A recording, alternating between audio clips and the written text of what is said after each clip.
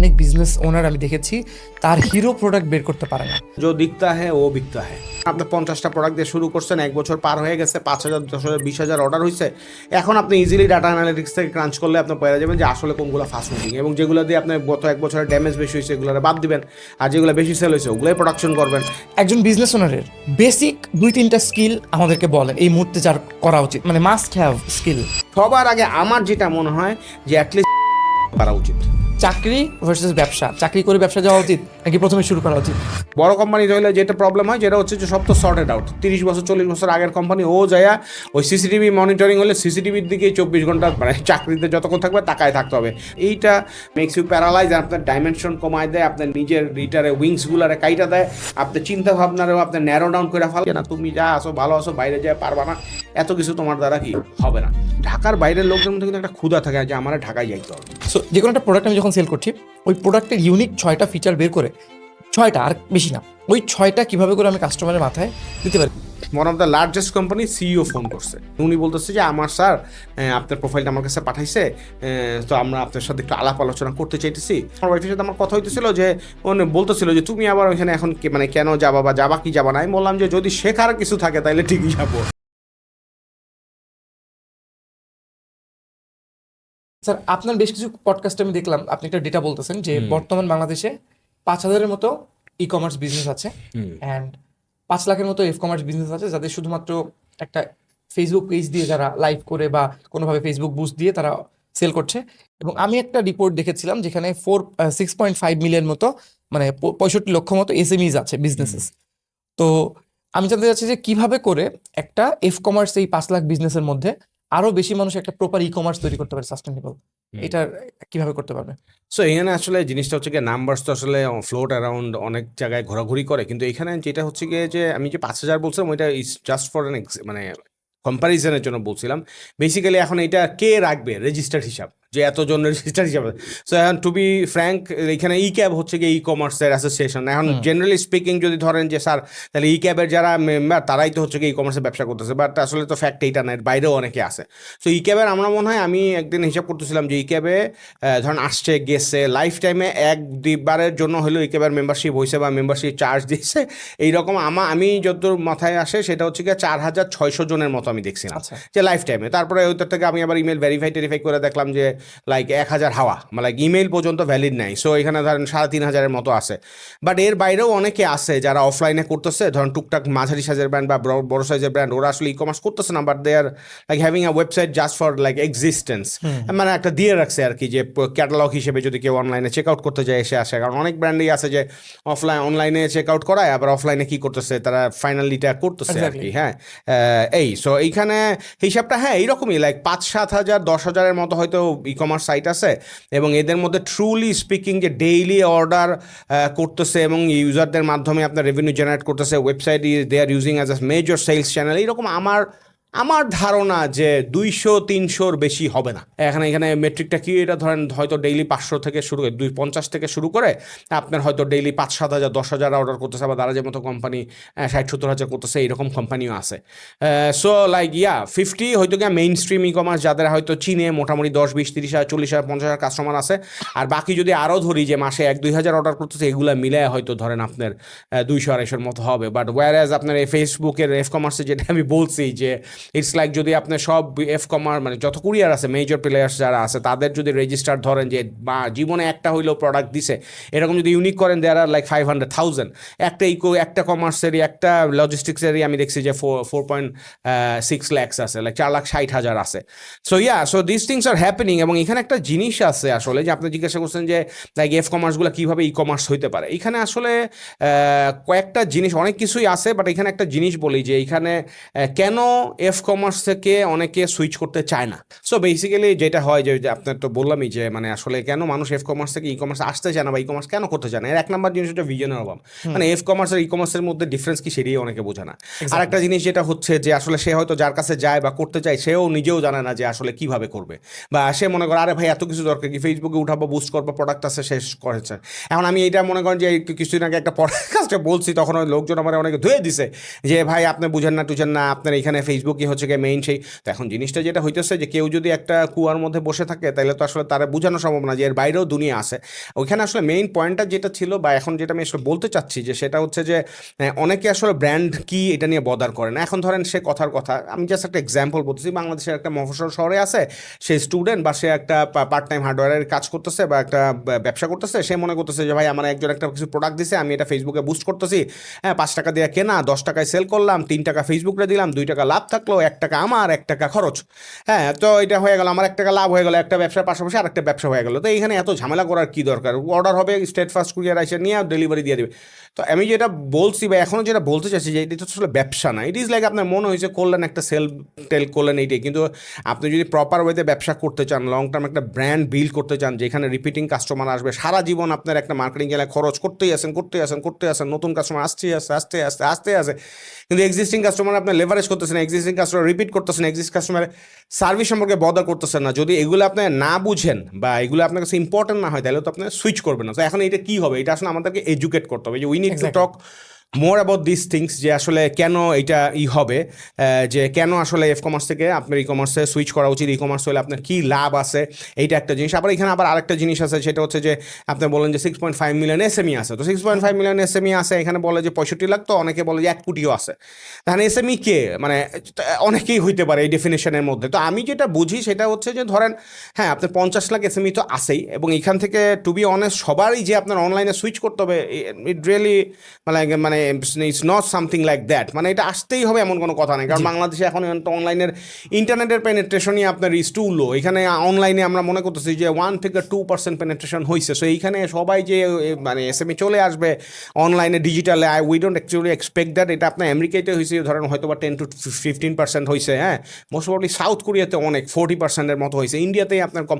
তো বাংলাদেশে হইতে সময় লাগবে। আর অফলাইনে যেভাবে ব্যবসা করতেছি is fine, but the thing is যে যদি কোনো উদ্যোক্তা সে স্মার্ট এনাফ হয়, he will understand that e commerce and online is the future. সে ব্যবসা করতে করতে তার যদি মনে হয় যে আই এম গেটিং লিমিটেড, আমার অনেক পটেনশিয়াল আছে, আমার মধ্যে এনার্জি আছে, আমি একটা টিম বিল্ড করতে চাই, আমি একটা ব্র্যান্ড বিল্ড করতে চাই, I want to reach every corner of Bangladesh or even beyond Bangladesh, তখন সে স্বপ্রণোদিত হয়ে সে ক্ষুধার নলেজের হাঙ্গারনেস তার মধ্যে যদি থাকে, সে খুঁজবে, প্রপার জায়গায় যাবে, 2-3 জায়গায় হয়তো ধরাও খাবে, তারপরে সে রাইট জায়গায় পৌঁছায় একটা গাইডেন্স পাইলে সে হয়তো অনলাইনে সুইচ হইতে পারে। সো সবার অনলাইনে আসতে হবে, not necessary like that, but actually এইটা মানে যারা ক্ষুধা আছে তারা ঠিকই আসতে পারবে। আর টকিং অ্যাবাউট যে যারা এফ কমার্স তাদের জন্য কি রিস্ক বা তারা কেন অনলাইনে আসা উচিত, আমি যেমন একটা আর্টিকেল লিঙ্কডিনে লিখছি যে 80% অফ ফেসবুক বেসড হ্যাঁ businesses will vanish by 2026, because হচ্ছে গিয়ে তারা এই যে আপনার একটা জিনিস যে মানে ব্র্যান্ড বিল্ডিং বুঝতেছে না,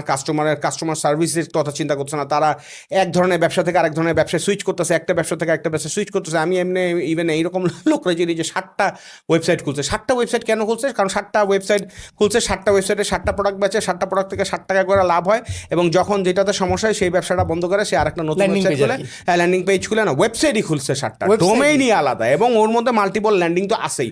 তার কথা হচ্ছে আমি চায়না থেকে আনবো, ডাম্প করবো, লাভ হইলে 1 মাসের মধ্যে ব্যবসা করে শেষ করে চলে যাবো। ওই কাস্টমারের কি হইলো না হইলো, এই ব্যবসা আমার চললো কি চললো না, এটা না। এবং তারা যেহেতু শুধুমাত্র ফেসবুক ওরিয়েন্টেড এবং অন্যান্য মার্কেটিং চ্যানেল কি করতেছে না, এক্সপ্লোর করতেছে না, দে অ্যাকচুয়ালি ডোন্ট নো যে এটা কি আরও ব্যবসাটা হইতে পারতো কি পারতো না। হয়তো বা সে যে একটা ব্যবসা করে 20,000 কাস্টমার জেনারেট করছে, এই যে আর তার অ্যাকুইজিশন করাই লাগতো না, এই 20,000 কাস্টমার এসে অন্যান্য মার্কেটিং চ্যানেল দিয়ে রিটেল করে সে একটা থেকেই পারতো। তার এই যে হতাশা যে প্রত্যেকবার আমি আনি নতুন প্রোডাক্ট, প্রত্যেকবার ক্রিয়েটিভ বানায়, কন্টেন্ট বানায়, এবং 6টা-7টা ব্যবসা, 3টা-4টা ব্যবসা, 2টা-3টা ব্যবসা যাই করতেছি, এত এনার্জি তার ওয়েস্ট হতো না যদি সে একটা ব্যবসা কী করতো, ফোকাস করতো। এবং এখানে একটা জিনিস যেটা হয় সেটা হচ্ছে যে কেন ওয়েবসাইটটা দরকার। ওয়েবসাইটটা দরকার মানে এখানে হচ্ছে কি একটা ট্রাস্টের বিষয় আছে। এখানে অনেক ব্র্যান্ড আছে যাদের ওয়েবসাইট আছে, তারপরও ফেসবুকে সেল বেশি হয়, কিন্তু ফেসবুকে সেল এর জন্যই বেশি হয় সেই যার ইউজাররা জানে যে হ্যাঁ ওয়েবসাইটে গেছি আমি, আচ্ছা ঠিক আছে এখন আমি একটা স্ক্রিনশট দিয়ে দিলাম সময় থাকলে, আর যদি আমার সময় থাকে তাহলে আমি একটা প্রপার ওয়েতে দিলাম, কারণ ওই ওয়েবসাইটের মাধ্যমে করলো, এখানে অ্যাড্রেস ঠিক মতো দেওয়া থাকে, সব কিছু দেওয়া থাকে, সে দেখলো, পারচেসের করলো, অনলাইনে একটা পেমেন্ট করতে হলে অনেকেই ক্রেডিট কার্ডে পেমেন্ট করতে যায়, বিকাশে পেমেন্ট করতে যায়, নগদে পেমেন্ট করতে চায়, এত হ্যাসেল, এত ব্যাক অ্যান্ড ফোর্থ করা লাগে না, ওয়েবসাইটে আমি করে চলে গেলাম, শেষ। ইনফ্যাক্ট যারা আসলে বুঝে ব্যবসায়ী তারা এখন যেমন আপনার আমি এই যে বলতেছি যে ঘরে বাজার বা অন্যান্য যেগুলো আছে এরা অনেক বলতেছে ওয়েবসাইটে করলে 10% ডিসকাউন্ট কম, কারণ হচ্ছে সে জানে যে তার operational cost will be less on website orders, কারণ এই যে হ্যাসেল এক্সট্রা কমিউনিকেশন এক একটা কাস্টমারের সাথে 3টা 4টা 5টা করা লাগতেছে, কুরিয়ারের সাথে করা লাগতেছে, Exactly. অনেক বড় একটা Seamless. ওয়েস্টেজ। সো আমি সংক্ষেপে যদি বলি, 1 নাম্বার হচ্ছে যাওয়া উচিত ট্রাস্ট গেইনের জন্য, 2 নাম্বার হচ্ছে ব্র্যান্ড বিল্ডিংয়ের জন্য, 3 নাম্বার হচ্ছে এই যে কাস্টমারগুলা যে আপনি জোগাড় করতেছেন অ্যাকুইজ করতেছেন এগুলো যে রিটার্গেট করবেন, আপনি এই যে রিমার্কেটিং করবেন, এর জন্য ওয়েবসাইট ইজ আ মাস্ট। ফেসবুকও আপনি ধরেন অনেকগুলো অ্যাডের রান করতে জানেন if you don't have a website. So website থাকলো, পিক্সেল থাকলো, আপনি রিড করলেন, ওইখান থেকে আপনার একটা লং টার্ম একটা জিনিস করতে পারলেন, এবং আপনার বিভিন্ন জিনিস আপনার ইউজারের কোথায় এসে ড্রপ অফ হচ্ছে, প্রাইস দেখে চলে যাচ্ছে নাকি অ্যাড টু কার্টের থেকে চলে যাচ্ছে, এই জার্নিগুলো আপনি অনেক ভালো বুঝতে পারবেন নিজের যদি একটা কী থাকে সম্পত্তি থাকে। কারণ আর এই কথা তো বাদই দিলাম যে আপনার ফেসবুকের কস্ট দিনকে দিন কি হচ্ছে বাড়তেছে, এবং তারা কি হচ্ছে ফ্রাস্ট্রেটেড হচ্ছে, এবং ফেসবুক যখন বুঝতেছে তার খালি কোনো ওয়েবসাইট নাই, কোনো কিছু নাই, সে খালি আমার উপরেই নিচ্ছে, তার পুরো ট্রাফিক যে আছে 100% আমার এইখান থেকে যাচ্ছে, সে আমার উপরে খুব ডিপেন্ডেন্ট, সে যতক্ষণ পর্যন্ত মানে টাকা দিতে থাকবে ততক্ষণ পর্যন্ত ফেসবুক তারা দিবে, যখনই দেখবে যে না সে আমার উপর ওভার ডিপেন্ডেন্ট তখন সে আস্তে আস্তে সিপিআর বাড়াই দিবে, ওই লোক ফ্রাস্ট্রেটেড হয়ে আরও বাড়াবে, তখন ফেসবুক আবার একটু ঢিলা দিবে, আবার করবে। ইটস লাইক এ গেম, আপনি পুতুলের মতো নাচতেছেন ফেসবুকের এসে, you don't have any control over Facebook. Exactly. যেখানে অনেক চ্যানেলে আছে $1, $1.5, $2 মধ্যে অ্যাকুইজিশন করা পসিবল, এখানে আপনি $3, $3.5, $4.5 দিচ্ছেন, হ্যাঁ, তারপরে আপনি রিমার্কেটিং করে অন্যান্য চ্যানেল দিয়ে করা উচিত, করছেন আপনি খালি ফেসবুকে যায়। এইটাই মেইন আমার প্রশ্ন, যে ফেসবুক ইউজ করতে হবে, কারণ ফেসবুকে হিউজ নাম্বার অফ ইউজার্স আসছে। একটা নতুন ব্র্যান্ড আজকে শুরু করছে, ওর জন্য আমি তো ওই যে সেদিন আমি গেলাম রকমারিতে, অন্যরকম উদ্যোক্তা, ওখানে যেহেতু আমি মেন্টর আসছি, ওখানে প্রায় 25-30টা ব্যবসা আছে কোহর্ট 1-এর মধ্যে, ওরা অনেকে জিজ্ঞাসা, আমি বলছি যে অবশ্যই আপনার ফেসবুক ইউজ করতে হবে, because it has the largest user base in the country, in the world. হ্যাঁ, সো এখন আপনি যদি এখানে একদমই না করেন তাইলে হবে না। আপনার প্রথম মাইলেজ, প্রথম ফেসবুকের যে আপনার একটা রিয়েল স্টেট বা আপনার একটা অ্যাসেট যে একটা পেজ আছে, সেখানে আপনার কিছু ফ্যান্স আনতে হবে, কিছু নাম্বারস আসতে হবে, বইমেলা গেলেও মানুষ যেখানে ভিড় থাকে সেখানে যায়। সো আপনার পেজে 4-5,000 7,000 নাম্বারস আনার জন্য আপনার ফেসবুক ইউজ করতেই হবে।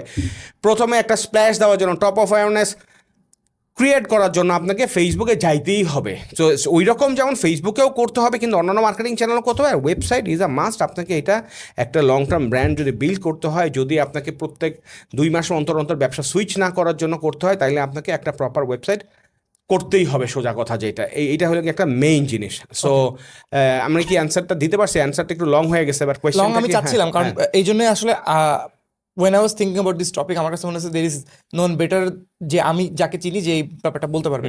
আমার কয়েকটা ইন্টারেস্টিং এখানে টেক্সট আছে। নাম্বার 1 হচ্ছে, ফেসবুকে হয়তো এই ভিডিওটা অনেকে দেখবেন বা ক্লিপটা দেখবেন, বাট ফেসবুক রিসেন্টলি যে স্যার একটা চেঞ্জেস আনছে, অ্যান্ড্রোমেটা চেঞ্জ। এটার কারণে যেটা হয়েছে যে ফেসবুক এখন আমার আপনার বাজেট খরচ করে বিভিন্ন মানুষকে দেখায় দেখায় দেখতেছে। এবং একটা আপনি মজার জিনিস দেখবেন, যেটা নিয়ে আমি ফাইমুল ভাইয়ের সাথে একটা পডকাস্ট করেছি, উনিও এই সেম কথাটাই বলেছে। সো আমি আর একটু জোর দিয়ে বলতে পারবো যে অনেক সময় দেখবেন যে একটা জিনিস আছে ফ্রিকোয়েন্সি, মানে একটা মানুষ দিনে কতবার দেখলো, মানে ইমপ্রেশন ভাগ রিচ। ইমপ্রেশন মানে কতবার দেখা হয়েছে, রিচ মানে কতগুলো ইউনিক মানুষ দেখেছে। সো আগে যেটা হতো যে কোনো একটা ভিডিও আমি ক্যাম্পেইন চালিয়েছি, দেখাচ্ছে 2বার, একজন মানুষ 2বার দেখছে ঘরে। এখন দেখায় কোনো একদিন 2বার, 3 দিন পর্যন্ত 1বার। যেদিন যেদিন 1বার, মানে আমার টাকা দিয়ে ও অনেক মানুষকে দেখায় দেখতেছে যে আসলে কি বলে এই লোক আসলে কিভাবে মানে ইন্টারাক্ট করে। এতে যেটা হচ্ছে, আমার অনেকে দেখবেন যে রেজাল্ট পায় না, বিভিন্ন গ্রুপে লিখে, আমাদের কাছে অনেক কোয়েরিজ আসে, অনেক লোক মিটিং করতে আসে। তো এটা আসলে ওই কারণে হচ্ছে। এই জন্যই over dependency on single channel is always a failure. Always a failure, always a risk as well. Exactly. হ্যাঁ, আপনি ফেসবুকে রিয়েল এস্টেট বানাইছেন ভাই, মানে এখন তো হয়েছে আমাদের এখানে যে গত 5 বছরে ফেসবুক বন্ধ হয় না, ইন্টারনেট বন্ধ হয় না, এমন তো হয় না, হয়েছে তো অনেক। সো আমার ওয়েবসাইট একটা থাকাটা ইজ আ মাস্ট। আপনার হোয়াটসঅ্যাপ কি থাকা লাগবে না? হ্যাঁ, হোয়াটসঅ্যাপও থাকা লাগবে। এখন তো বলবো যে ওয়েবসাইটের সাথে সাথে হোয়াটসঅ্যাপও একটা ক্যাটালগ থাকা উচিত। হোয়াটসঅ্যাপ থেকে আপনি ক্যাটালগ থেকে কি খুবই আন্ডাররেটেড। সো ভাই সোজা কথা হচ্ছে, কোনো চ্যানেল যেখানে কাস্টমার আইসা অর্ডার করার স্কোপ আছে সেটা বন্ধ করার মানেই হচ্ছে you are cutting yourself out of opportunity, opportunity cost আছে। কিন্তু এইখানে সবচেয়ে বড় সমস্যা ওই একটাই, সেটা হচ্ছে যে নলেজ বেস, এবং যারা মার্কেটারদের কাছে যায়, মার্কেটার বলে ফেসবুক বুস্ট করো, কারণ ফেসবুক বুস্ট করাটা ইজি, বাজেট দেয়, এবং যারা এন্টারপ্রেনার হচ্ছে এরা তো আবারও আমার উপরে হয়তো অনেকে রাগ হয়ে যাবে, এন্টারপ্রেনার যারা হচ্ছে এরা তো আসলে ব্যবসা বুঝতেছে না, এরা বুঝতেছে যে একটা মানি। একজন লিখছে যে আপনার ভাই এই মাসে 30,000-60,000 টাকা কামাইতেছি, 70,000 টাকা, আলহামদুলিল্লাহ ভালো, অবশ্যই ভালো আছে 60,000 টাকা, কিন্তু এটাও বুঝতে হবে যে 60,000 টাকা কিছুই না, প্রতি ঘন্টায় 60,000 টাকা 70,000 টাকা ইনকাম করা ইজ পসিবল। তো এখন কথা হচ্ছে যে হ্যাঁ, ও বলবে যে ভাই আমার তো কেউ হেল্প করবে না। হ্যাঁ, এটা ইজ এ প্রবলেম। হেল্প করার লোক থাকতে হবে, গভর্নমেন্টের এরকম পলিসি বানাইতে হবে, এডুকেশন আমাদের যে সিস্টেম আছে সেটার মধ্যে এগুলো এমবেড করতে হবে, উদ্যোক্তাগিরির মধ্যে পোকাটা ঢুকাইতে হবে, ক্লাস 4 4-5 থেকে শুরু করা, তাইলে সে আগের থেকেই প্রিপারেশন নেবে, মেন্টালি মাইন্ডসেট হবে। যেমন আমার এখন হচ্ছে কি মানে ছোটোবেলা থেকে এন্টারপ্রেনারশিপের একটা মাইন্ডসেট থাকলে বা হলে তাদের সুবিধা হয়। এডুকেশন সিস্টেমে যদি এই জিনিসগুলো ঢুকে বা আমরা গার্জিয়ানরা যারা আছে এরাও যদি বাচ্চাদেরকে শিখায়, অনেকে মনে করবে না এত ছোটো বয়সে ব্যবসা না, এটা থাকতে হবে, ফিউচার ইজ দ্য এন্টারপ্রেনারশিপ। আমি যেমন আমার মেয়ে ওকে ক্রাফটিং করে অনেক ছবি আঁকে, অনেক ক্যারেক্টার আঁকে, অনেক কিছু করে, আমি ওকে অনেক কিছু কিনে দিই।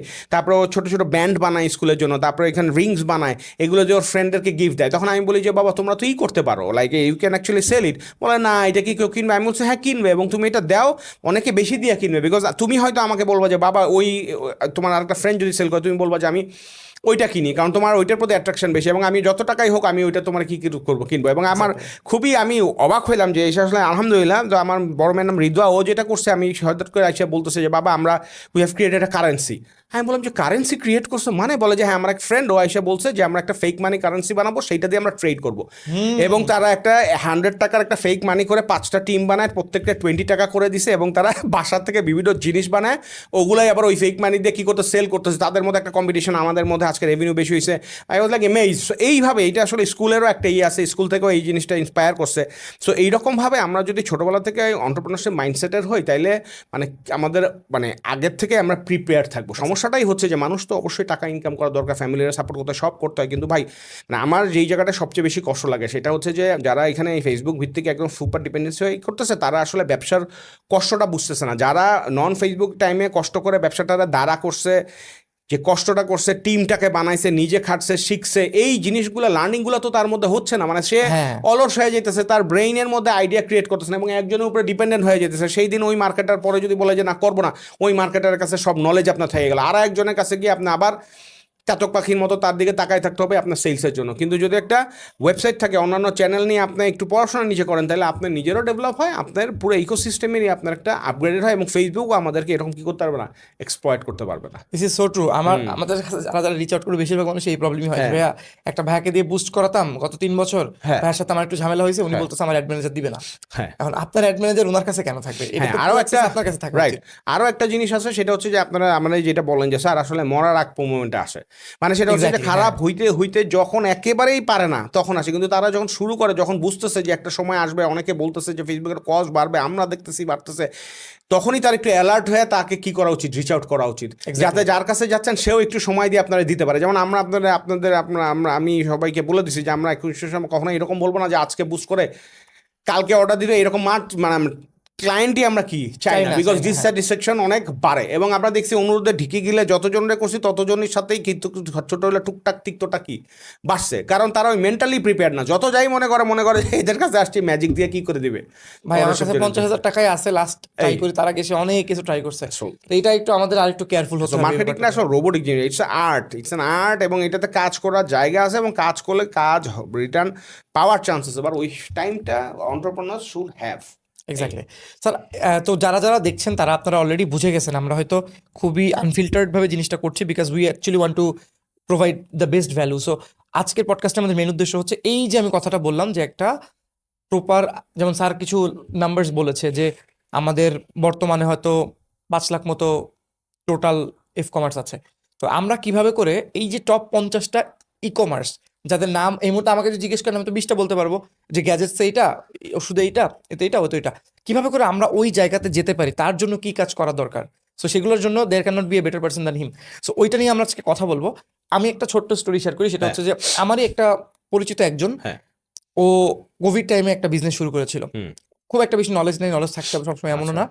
তো বিজনেস শুরু করে, আমার একটা নিত্য প্রয়োজনীয় জিনিসটাও একটা ড্রেস টাইপের একটা জিনিসটি শুরু করে।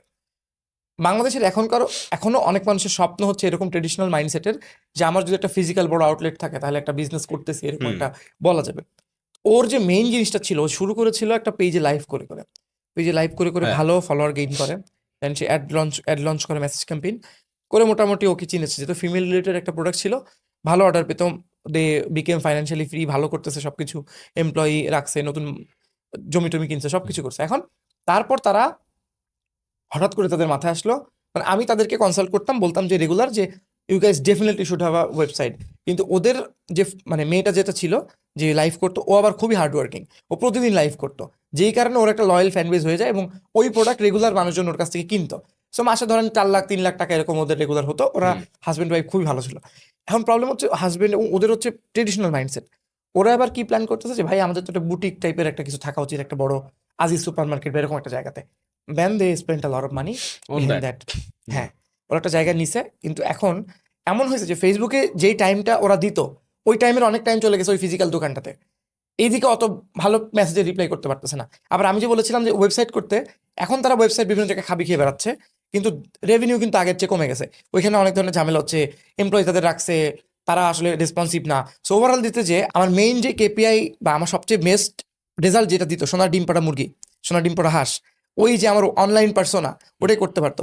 আমি বলছি না যে তার মানে আপনার একটা অফলাইন আউটলেট হতে পারে, বাট মানুষের মাথায় এটাকে ওভার গ্লোরিফাই করে যে আমার একটা অফলাইন দোকান আছে মানে আমি কিছু একটা করছি। তো স্যার আপনার প্রথমে কিন্তু অফলাইন শপ ছিল, হ্যাঁ। You are the founder of Zeta Byte. হুম। আপনি আসলে ওখান থেকে কিন্তু তখন অনলাইনেও সেল করতেন, এবং এখন বর্তমানে বেশিরভাগ সময় আমরা যেটা করছি অনলাইন সার্ভিসে সেল করছি। নেক্সট লিডার্সের ফাউন্ডার, সো নেক্সট লিডার্স থেকে আমরা গ্রোথ অ্যান্ড মার্কেটিং কনসালটেশন এবং সার্ভিস সেল করি। আপনার কাছে জানতে চাই যে এই যে পুরো স্টোরিটা আমি বললাম, এখান থেকে আসলে তার লিমিটেশনগুলো কোথায় ছিল, হুম। আমরা কি করছি, এবং আপনার লাইফের ট্রানজিশনটা আপনি কি কি জিনিস শিখছেন এখানে? না এইখানে আসলে এখানে কয়েকটা জিনিসই আছে, মানে এখানে একটা জিনিস হচ্ছে কি যে কখনো যদি একটা জিনিস কাজ করে, like it's working, revenue is coming, and আপনি স্ট্রাকচার্ড ওয়েতেও করতেছেন, আপনি এমন না যে আপনি খালি অন্যদের বুস্ট করতেছেন। উনি আপনি বললেন যে উনি এফোর্ট দিছে কন্টিনিউসলি, লাইভিং কাস্টমারের সাথে ইন্টারাকশন Regular, ছিল, হ্যাঁ। রেগুলার ছিল, এর জন্য তার ওইটা ছিল, মানে সে ওইখানে এফোর্ট চরম পরিমাণে দিছে। এইরকম যদি থাকে যে হ্যাঁ এফোর্ট দিচ্ছে অ্যান্ড রেজাল্ট আসতেছে এবং একটা স্ট্রাকচার্ড কিছুটা পরিমাণ হয়েছে, এইখানে আসলে তখনই সুইচ করা উচিত যখন সে লাইক এক্সপেরিমেন্টের জন্য বাজেট আছে, লাইক প্রফিট করছে 50,000 টাকা টিম আছে, তার কোনো টিম না, ওই 50,000 টাকা তিনজন করে সেভিংস করছে, এবং সে মনে করতেছে যে আমি আরো 3-4টা লোক নিয়ে আমি একটু ট্রেন করে তারপর আমরা একটা অফলাইনে শুরু করব। তখনই করা উচিত যখন you have full control over it. বা আপনি ফেসবুকে ওনারা যেটা করতেছিল সেখানে she was becoming a single point of fail, যে লাইভ না করলে আর হচ্ছে না, তাহলে ওইখানে তার একটা অন্য চ্যানেল দিয়ে একটা রিপ্লেসমেন্ট আনার দরকার ছিল, বা কোনোভাবে তাকে একটা করার দরকার ছিল যে আমি ঠিক আছে তাহলে আমি এই দিকে হয়ে আমি ওই দিকে ইনভলভ হই, বা আমি লাইভের জন্য আরেকজনকে প্রিপেয়ার করে ও লাইভ করবে আমি করব, বা আমি লাইভ করব আমার হাজব্যান্ড যে আছে সে অফলাইনটা পুরো দেখবে। এটা ডেলিগেট করে আলাদা করে ডেডিকেটেড করে তারপরে শুরু করাটা is offline actually is important. আমি যেটাই বললাম যে বাংলাদেশে আপনার পেনেট্রেশন অনেক কম, কিন্তু এটা তখনই করতে হবে যখন you have full control over it. যেমন আমাদের এখানে আমরা যে বলতেছি যে চাল ডালে আপনার ধরেন এই যে 30টা ওয়্যার হাউস ছিল, তারপরে এখন 7টা শহরে ছিল, এখন 20টা ওয়্যার হাউস 3টা শহরে আছে, এই যে কমাইছে। এবং চাল ডাল কিন্তু এখন আমরা ফিল করতেছি এবং বুঝতেছি যে চাল ডালে আসলে এই যে পেনেট্রেশন এবং আপনার অনেক বাড়তো, এবং কাস্টমার অ্যাকুইজিশন কস্ট আরও কমতো যদি অফলাইনে কিছু থাকতো। এক্স্যাক্টলি। কিন্তু তারপরেও কিন্তু চাল ডাল এখন চাইলেই আপনি করতে পারবে না, কারণ পুরো সিস্টেম ডিজাইনই হয়ে গেছে আপনার অনলাইন নিয়ে। সাথে সাথে একটা অফলাইন করলে এখানে কস্টেরও ব্যাপার আছে, মার্জিনও আবার কী হয়ে যাবে। সো এটা হয়তো আবার নেক্সট ফান্ড কখনো আসলে তখন একটা এই করে একটা করবে, কিন্তু একসাথে ছোট হইলে আপনার ধরেন একটা অফলাইনে তো আবার একটা বড় যেটা হয় যে ফিক্সড কস্ট একটা থাকে, একটা অ্যাডভান্স একটা দিতে হয়, একটা ভাড়া দিতে হয়। সো তখনই দিতে হবে যখন আপনি ইউ হ্যাভ লাইক 15-20 লাখ টাকা জমায় ফেলাইছেন, এই টাকাটা ব্যাংকে না ফেলায় আমি আমার অফলাইনেরটা করি, ওইখানে আমি টিম রেখে আমি পালি, তাইলে আমার ওইটাতে করতে পারবো। So you have to have the have grip over your business before expanding or diversifying। যে আপনার হ্যাঁ এখানে আপনার ডান হাত আছে বাম হাত আছে, ডান হাত দেখবে অনলাইন, বাম হাত কাজ করে না, they did not work on team building. এইটাই। সো এটা একটা ভেরি ইম্পর্টেন্ট জিনিস। টিম বিল্ডিংটা আসলে অনেক সময় খুব টাফ হয়, ফাউন্ডাররা সব সময় যেটা বলে যে ভাই টিম কেমনে পাবো, এরা তো বুঝে না, নিজেই করতে হয়। আমার বেসিক ব্র্যান্ডিং নলেজ থেকে মনে হয় আপনি যেটা বললেন যে চাল ডাল বা চাল ডাল টাইপের কোম্পানি হয়তো চেষ্টা করতে পারতো অফলাইন কিছু থাকলে, there could be something to fall back. যেমন এখানে একটা এক্সাম্পল, আবার গুড এক্সাম্পল আছে খাসফুড। খাসফুড কিন্তু অনলাইনে করে এখন কিন্তু তারা অফলাইনে 18টা করে ফেলছে, অনলাইনেও কিন্তু সে খুব বেশি করতেছে না। মানে গ্রসারি যদি ধরেন ওরা হয়তো 5 লাখ টাকা 6 লাখ টাকা ডেইলি সেল করতেছে, এর মধ্যে আপনি ধরেন 70% অফলাইন, 30% অনলাইন। দে আন্ডারস্টুড যে আমার যে টিজি সে আসলে কথা বললে ইন্টারাকশন হইলে বাড়ে, আর এখানে অ্যাকুইজিশন কস্ট অনেক কম হয়। সামনে আছে মানুষজন, বাঙালির মানুষের তো অভাব নাই, সে ঢুকে এক্সপ্লোর করে। তো ওইখানে ও আর্লি স্টেজেই করছে। দ্যাটস লাইক বিউটি আর ইন্টেলিজেন্স অফ দ্য ফাউন্ডার্স, যে তারা ওই সময়টাই নিছে। কিন্তু চালাল যখন র্যাপিড গ্রোথ করে চলে গেছে তখন হচ্ছে চালালের জন্য feasible. So it depends on business to business, founder to founder, financial backup situation to financial backup situation.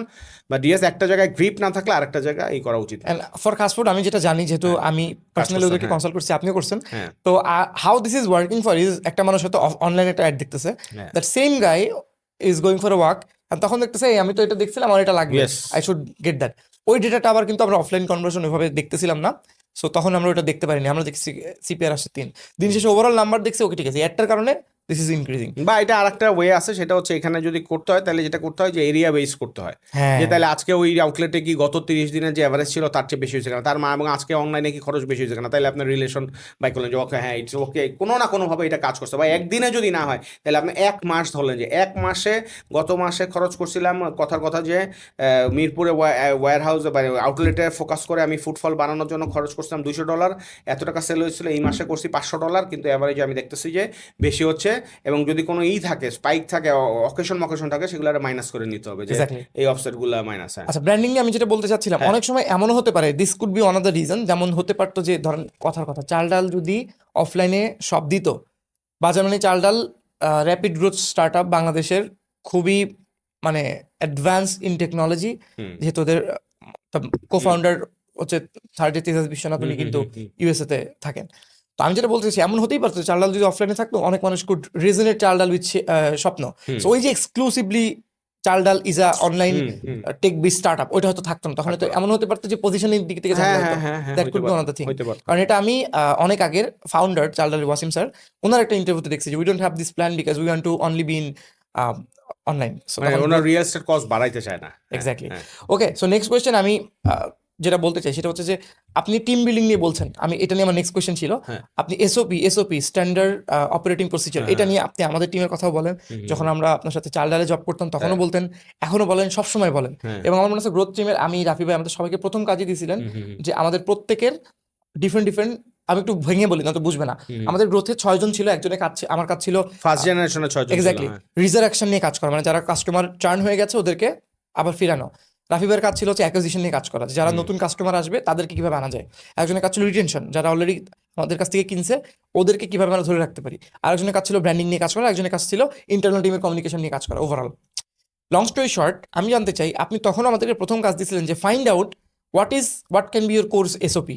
আমি অ্যাজ আ রিজারেকশন লিড, আমি গ্রোথের রিজারেকশন নতুন পুরোনো কাস্টমারদেরকে যারা চলে গেছে ওদেরকে ফিরে আনার জন্য আমার প্রসিজিওর কি হতে পারে, আমি একটু চাচ্ছি এসওপি জিনিসটা একটু আপনি ফাউন্ডারদেরকে বোঝান। মানে এসওপি সোজা কথা হচ্ছে গিয়ে, মানে এটা তো আপনি দেখছেন স্ট্যান্ডার্ড অপারেটিং প্রসিডিউর, এখন এটা তো নামেরই নাই, মানে এটা বেসিক্যালি কি আসলে, এইটা বেসিক্যালি ভাই এইটা কেন করা হয়, এইটা মেইনলি করা হয় যে সবসময় আমরা বলি না যে হ্যাঁ এটা এইভাবে করে এইভাবে, এখন আমার মাথায় থাকা লাগবে, থাকলে হবে না, এটা has to be written somewhere, so that আপনার সেকেন্ড ম্যান বা আরও টিম মেম্বার নতুন আসলে ওরে বলেন যে এই যে this is our play book, this is how we work, তুমি এই জায়গায় ঢুকছো, তোমার এই জায়গার যে রোল সেটারখানে যে কাজ হয় এগুলোর এসওপি হচ্ছে কি এইটা। তাইলে যেটা হইলো যে ওরে আপনি বসে বসে সব কিছু আপনার কী করা লাগলো না, শেখায় দেওয়া লাগলো না, বসা লাগলো না। ও যদি এমন হয় যে 3 জনের টিমে জয়েন করছে, হি ইজ আ ফোর্থ গাই, ওই 3 জনের মানে মানে পছন্দ অপছন্দ, ব্যস্ততা অবস্থার উপর ওর গ্রোথটা ডিপেন্ড করবে না, বেশিরভাগ ও নিজে নিজে অনবোর্ড হয়ে যাবে, তারপর যেখানে যেখানে আটকাবে সেখানে হইলে, এবং এটার ওয়েল ডিফাইন থাকলো যে হ্যাঁ ও he knows what is the system. যেমন একটা ক্যাম্পেইন হতে পারে, ক্যাম্পেইন হলে কী হবে, সবার আগে ক্যাম্পেইনের টাইটেল ফিক্স হবে, তারপরে ক্যাম্পেইনের গোল ফিক্স হবে, তারপরে টাইটেলের কন্টেন্টের আপনার কী যাবে, রিকোয়েস্ট যাবে, তারপরে অ্যাডভার্টাইজিংয়ের বাজেটের রিকোয়েস্ট যাবে, ওগুলো অ্যাপ্রুভাল হয়ে আসবে, তারপর মার্কেটিং টিম ওইটারে কী করবে, এক্সিকিউট করবে, তার আগে সোর্সিংয়ের সাথে আলাপ করবে যে তোমার এখানে স্টক আনতেছো, সোর্সিং বলবে যে এতদিন লাগবে, তারপর ওরা লঞ্চ করবে, তারপরে কমিউনিকেশন শুরু হবে যে অমুক থেকে হচ্ছে, তারপরে অ্যানালিটিক্স টিম বলবে যে হ্যাঁ এটা ইটস ওয়ার্কিং, 7 দিন পরে অ্যাসেসমেন্ট হবে যে ঠিক আছে এটাকে আমরা এক্সটেন্ড করবো না থাকবে, এই যে কথা।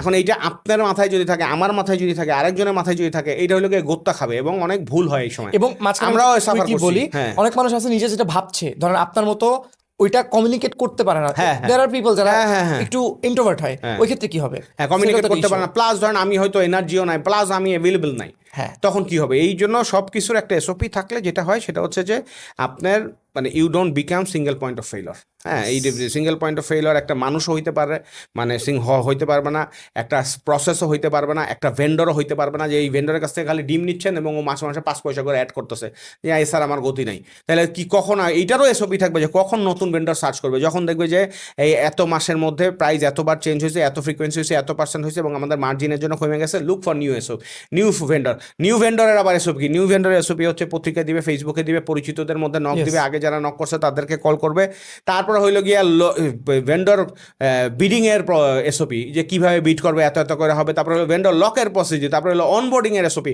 প্রতিটা জায়গায় আপনার এসওপি থাকবে, এবং এটা একদিনে হবে না, আপনার ফাউন্ডার প্রসেস আসতে থাকবে আর এগুলো লিখতে থাকবে, এবং এসওপি চেঞ্জ হইতে পারে। হ্যাঁ, এবং এখানে বারবারই চালের কথা আসবে, সেখানে আমার সুমন ভাই আমাদের অপারেশনের যে হেড, এবং শোভন আমাদের যে অপারেশনের ডেপুটি ডিরেক্টর ছিল, শোভনটা এখন চাল থেকে অন্য জায়গায় গেছে, he is like doing his own venture. হ্যাঁ, অ্যাগ্রোটেকের কাছেও কাজ করতেছে।